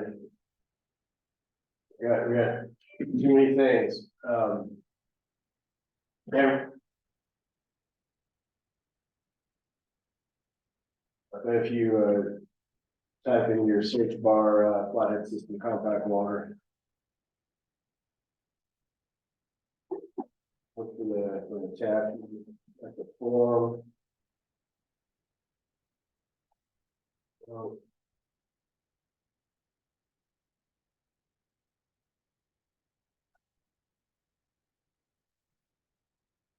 All right, we'll get the spreadsheet to you later. This, we'll go back and talk about let's go back to WP&P because that's good enough for right now. Sorry about that diversion. We have also identified, beyond these basic pieces right here, you got to remember that those have got to be brought because this water right can be used for any purpose. So it's the only water right that's like that in all of Montana whose purpose is any, right? And then we're all here, James. We can see all your communications. Can you make this any bigger? this right here? Yeah. Nice. All right. So this burden of proof section has some unique things to it that are part of the abstract, part of the condition. And what we have to check into is whether or not this demonstrate conveyance from the source to the place of use will not deplete other sources. That's the only one here that was really created by our office as like, we think that this is implied by the use of this water right, because the water right can be drawn from the source. So there's no need to have to, it's already been issued on that source. It has the flow conditions. So there's no need to show things that you would normally need to show for a new permit, like physical or legal availability, or possible adverse effects to somebody who's upstream or downstream on the main source. The only type of situation that would possibly arise from a new use of this particular water right that would possibly harm another water user would be, between the source and the place of use. Now, if there's a pump in the main stem of the flathead and it has a pipe and it goes over to the field and that's a sealed pipe, this is an easy slam dunk. If it's more complicated, like that water is now commingled with other water rights and transported 3 miles through a ditch to somewhere else, that gets a little more complicated, right? But that's the thing that we think probably, if you're gonna look at some aspect of the use of that right, and how it might adversely affect other water users, this is the limited constraints that I think need to be considered. And so far, I think, most of those are the ideas that I've had they're like, this is like a non-issue. The ideas that I've heard people kicking around, that's it. As this water sits around more and people come up with other ways to use it, that might come up. The other possible use for this water is for short-term leases to supplement the irrigation project. And so, and I bring it up here, not because, you know, it's something that we're gonna intend to regulate, that's baked into the, you know, into the compact arrangement. But my point is that, well, now you know that that water could be brought up through the pumping plant at the forebay of Flathead Lake there in Polson. There's a huge pumping plant that moves up to 210 CFS from the main stem up into the irrigation project. It's a lot of water. There's also the Crow pump, but that's off Crow, so not really as direct of a source. But my point is that once you are intermingling Flathead system compact water into that large ditch, and that could serve what, like at least a third of the irrigation project, right? So any of those service areas that would be up in that irrigation project management area could potentially receive Flathead system compact water through that ditch system if they had an arrangement with the irrigation project. So I know that's like, wanted to pick the more complicated side to show you like, here's the complicated side and then the easy side, which is a pump and a pipe. But anyway, we think that there's gotta be a little bit of attention paid about that piece of it. These other ones, those are right out of the water right itself, okay? And so adverse effects to water quality of an appropriator, that's something that we see in other permit applications, right? So we've got that included in permits and changes as well. And now notice that this is, you know, you see water quality, but it's like adverse effects to water quality of an appropriator. So it's a little tighter than just, you know, maybe meeting, you know, D, which is a plan to adhere to the water quality management ordinance, or C, plan to adhere to Federal Clean Water Act. So those are things that we would think we should have a policy about ensuring that an application that comes to us demonstrates that it meets, you know, meets these. We've got the minimum flow requirements and ramping rates for the ecological flows. We talked about that a little bit.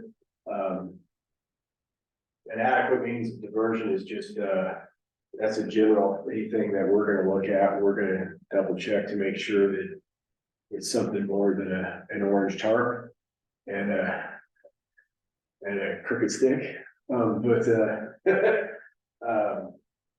This bit here, I think we're going to handle that through that MOU, so we won't have to. But because it was specific in the language of the compact, felt like it needed to be here for now. And then we have so there's the burden of proof section. So can you explain to me more on B? I don't know. Yeah, we kind of, I mean, I can kind of explain to you more on B, but there is a water quality person on the board that we did let know that this was going to come up, and that she might get called in to help us sort out exactly what that means. Right now, it's listed as something that we need to probably clarify what you think, what this means to, you know, for how you want us to administer that aspect. It's listed in the ordinance, I think it is. Pelah, you remember if that one's in the ordinance or the compact? The ordinance, right? Yeah, so under 22118, it does require the office of the engineer and its correct and complete evaluation to look at these specific evaluative points. So and it is probably, you know, DNRC does look at water quality as well. It is not as comprehensive as water quality analysis in the DEQ, where it looks at like non-degradation and depletion of the source. So there are examples that we can pull from, to establish that policy.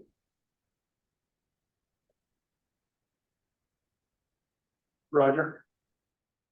You had a question about it, is that getting to your, Well, I guess Question? it's yet to be determined is what it sounds like. well, I think your question is the technical aspect, how do we do that?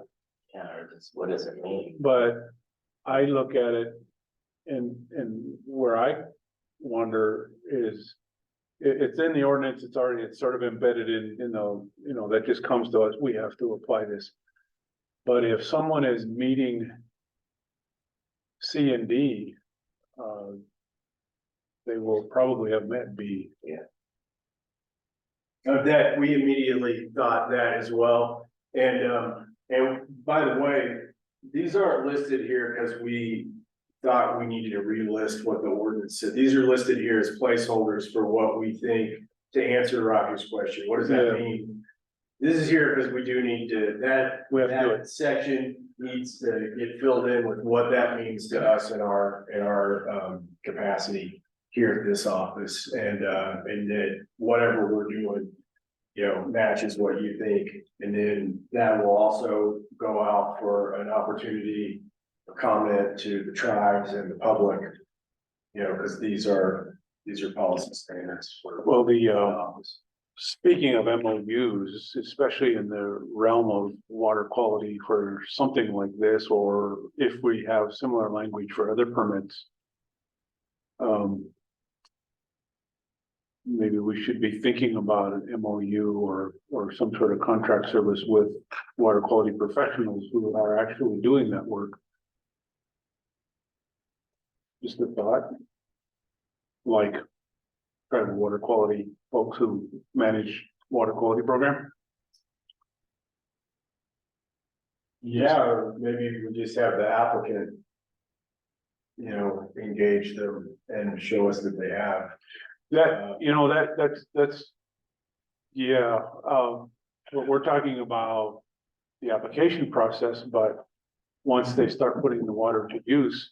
There's gotta be some continued monitoring of that, I assume, and that's probably not of our realm. That's probably something somebody's gonna have, you know, maybe they have to continue. Maybe even the applicant has to provide a continuous water quality report, so. I'm just thinking about not just the initial application that they qualify, but continued use, that it's sustained.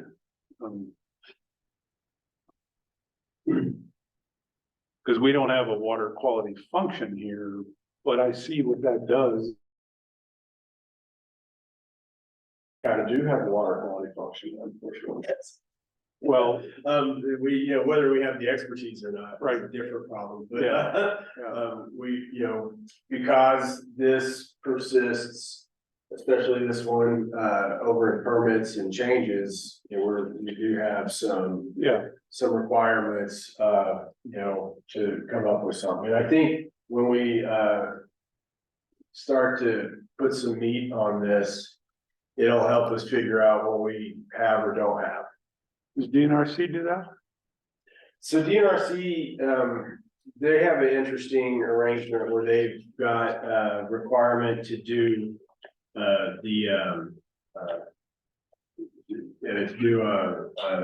environmental impact, the state version. You know, and so they do a checklist EA kind of an arrangement for their water rights. Environmental assessment. Who does the work? The specialists do. However, it's very basic. And the way the Montana Water Use Act is arranged for, the state, they don't really have an ability outside of state lands or state controlled lands to like deny a water right. They're just supposed to conduct the analysis. They can't really deny or modify. And some of that did come into that case out of the Bozeman area, you know, that was mentioned about in that type of environmental impact review. But again, that is more of, you know, like a look at the possible effects on habitat of threatened or special species, you know, things like that that are a little different than this more specific clean water quality issue. The thing that, may I interject? Yes. The thing that came to mind as you were describing that, Ethan, and thank you for that clarification. It's not mentioned here, but section 402 of the Clean Water Act deals with point source discharges, which this could end up being. In that case, you run into another layer of federal law to issue those permits, and those permits tier directly back to the tribe's water quality standards. In those cases, the biggest things you're gonna be looking at, I'm guessing, I don't know exactly what all this would be used for. But the biggest areas of concern would be temperature, dissolved oxygen, and turbidity. Those are the big three if it's dealing with affecting the water quality of an appropriator. I can't imagine that E. coli and fecal coliforms are gonna be an issue, but you never know, right? So that's something else we may have to consider. And the tribes do not issue NPDES permits. They don't have treatment as a state for that yet, so that is done by the EPA. So it adds yet another layer of complexity to this. Well, the Federal Clean Water Act. So, yeah, not only complexity, but in terms of being able to meet those standards. Well, the tribal water quality standards are established by the tribes, and Yep. in some cases, they're more stringent than some of the EPA guidelines. Yeah. And so, that's important to know, right? And when you get to NPDES permitting, that again tiers back to tribal water quality standards. Everything hinges on 89B. So it's pretty well defined, but there's a lot of narrative language in those standards, so it's, you know, shall not exceed naturally occurring conditions, define naturally occurring. Well, my part of why we're having this discussion, I guess, because part of my concern is, and question, reason for the question, like with DNRC is, if they are also charged with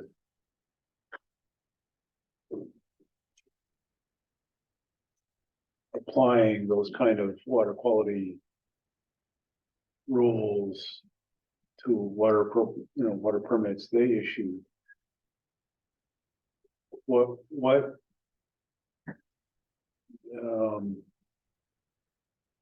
their liability?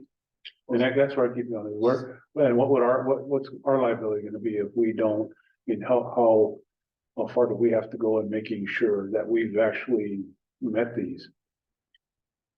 This is a lot more rigorous and regulatory than anything the NRC has. Well, which Theirs is an which adds, environmental review, And and they rely on DEQ, you know, to monitor water quality issues, so. but they rely on DEQ, and that's my, and those are we're gonna have different to. steady impacts. well, they don't really rely on DEQ. To issue a water right, it's pretty minor with regard to water quality. Where it really comes up is in the objection process, so somebody Right. can object to issuance of something based on water That's quality. the line, effects. that's the liability, that's where we're gonna run So, into, is those yeah. objections that, no, you didn't meet your obligation to protect my water quality. Theirs is a lot vague, it doesn't cite all these. Yeah, but this does. I know, that's what I'm saying, this is pretty onerous. And to add one more layer to this, I almost, God, this is scary almost. So beneficial uses are key in tribal water quality standards. And tribal water quality standards are different from any state standards in that they include cultural and spiritual uses of water. And those can be pretty broadly defined, and even those definitions are protected, which they should be. I know because I advocated, I was involved in the last rewrite, so cultural and spiritual uses of water can include drinking. It can include a whole host of things. So, well, my only, I mean, it's just, just looking at this and off the top of my head, it's like, do we actually do that, or do we contract or have an MOU with someone who actually does this work to say, here's the application, we've done our process, can you verify this, and how do we, and depending on the particular type of permit we're issuing, do we develop a monitoring program for that? I think you're absolutely right, Clayton, and I think that Otherwise we double the staff. you doubled it, yeah. And Cause I you think- gotta have, or double expertise, because you have to have not only water appropriation expertise, but water quality expertise. And I think from the water quality, the tribal water quality staff's perspective, they're probably gonna wanna have that contracted out too. They have a very small staff. Sure, They can't take this on, and this is undefined for them as well. So in terms of having a procedure in place for this specific purpose. this is undefined, but the ordinance is there, and they determine whether or not they monitor water quality now, though, so my only point, they do that now. They do that we at don't. select sites, and so if you were to add this to it. Yeah, I you get just that, okay, increase their budget. yeah, sure, but Or it's the either them cost or, of it. but it's either them or us. Yeah, yeah. You're right. Okay. It is 5 o'clock, folks. You guys want to continue? Are you Gotta done? get going. Okay. So obviously, no action on this, lots of discussion, probably more to come.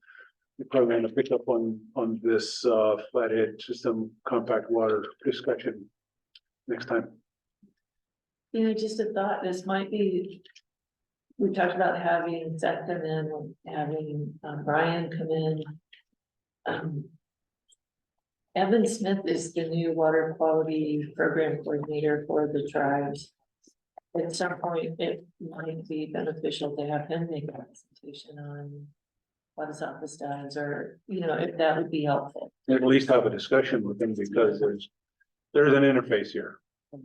Or one way or the other, so either we do it or we're gonna need help. Yeah, makes sense. Good enough? Yeah, boy, that's a lot. I'll tell you, Yeah. that's a lot to chew on. Gives you something to think about on the drive home today, right? Good enough, George? What? Georgia? Okay. So with that, any final public comments? Mr. Public, you have, oh, yes, sir, if you have comment, please come on up, give us your name, give us your public comment, please. Yes, please do. Yeah, my name is Jacob Feisner, and I've been trying to come to all the meetings, so I can keep up with what's going on, and every time I come here, I see what a huge task you have, huge. It's an example of the more you learn about something, the more you realize you didn't know about something. I think so. I just want to express appreciation for the work you're doing, and just to say that I'm looking forward to having policies that we could be guided by. I'm particularly interested in the domestic development, right? But all of it is going to be helpful to us, so that whether we agree with a particular policy or not, at least it's in place and we have guidelines to work under. So looking forward to that, and appreciate your work. Very good, thank you. Thank you for your comment. Any other public comment? No, anybody online? No one is anyone. No one online, so that's it for public comment. Next possible meetings. You guys want to tentatively schedule out the next two? At least next one? So I don't think next Wednesday was proposed, right? Looks like it's the 23rd, no, 23rd and 24th. I can't have, James is out next Wednesday and. I can't do it next Wednesday, that's the reason I was asking. Okay, It's SKC's preview day next week. as long as we're all on the same page, no to next, Wednesday. meeting. Cool. That's good. But, the week after that. Or the week after that. Probably, thinking of scheduling. Yeah, let's do April 31.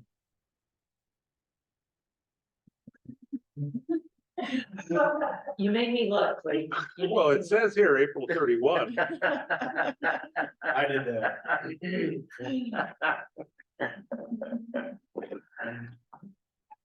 We can't do April 31? Okay, gotcha. Yeah. That's where we're at today here.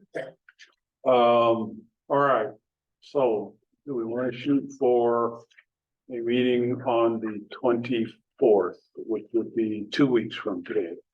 Works for me. So is Ken available on Wednesday? For afternoon? 2 hours, just like you did today. Or just 2 hours? Huh? That was a discussion I had trying to get this meeting set up, and he agreed that, you know, he said, I'll do it if I can just give you a couple hours, like, so it'll be the same scenario. At least until the semester's over. He's got the schedule I had last week. So that's my understanding. Mm. If you want to talk to him and come up with something different, that's fine, just let us know. I just wondered, I didn't know what to deal with. That was where I got to with him, yeah. It'll be a couple hours, So he didn't have availability on Tuesdays in the morning. correct. Okay. No, he shut that down pretty quick. They have him teaching so many classes this quarter. Yeah. So 24th, yes, no, maybe so. I Okay, can do 24th. all right, I think we got one, I'm gonna put you for tentative on May 1st also. not the 31st. Yeah, I know. Yeah, I prefer April 31st. I'll probably go ahead and put that at the top of the draft So, agenda, just to make you guys happy. so it'll be 24th and then what? May 1st. Just a week later? Well, it seems like with all these guest speakers and stuff on the 24th, that'll be pretty full with kind of non-business material almost, so. So you guys good for the first? So it'll be 2 weeks in a row. It'll be the 24th and 31st.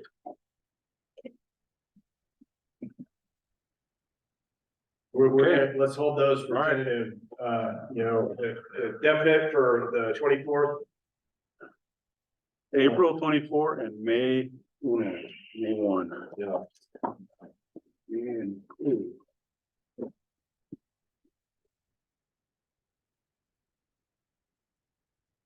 And, I will, if you could reach out to Rob McDonald, let him know those dates, and he can let Brian know, and we'll see if we can get him in on one of those two meeting dates, please.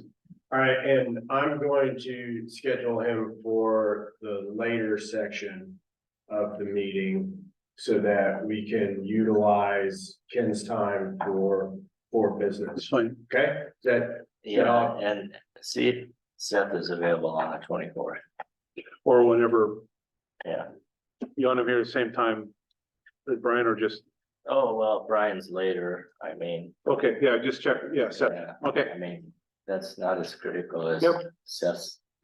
Yeah, like I was gonna I might even put Seth in, well, so your board business isn't gonna have an election, it's really just gonna be compensation stuff, so, Yeah. unless you had something else that I don't know about, So I'm gonna put that. Not yet, but give me a minute. Not trying to disrespect your board business, but we'll put you later at the, No. what would you say?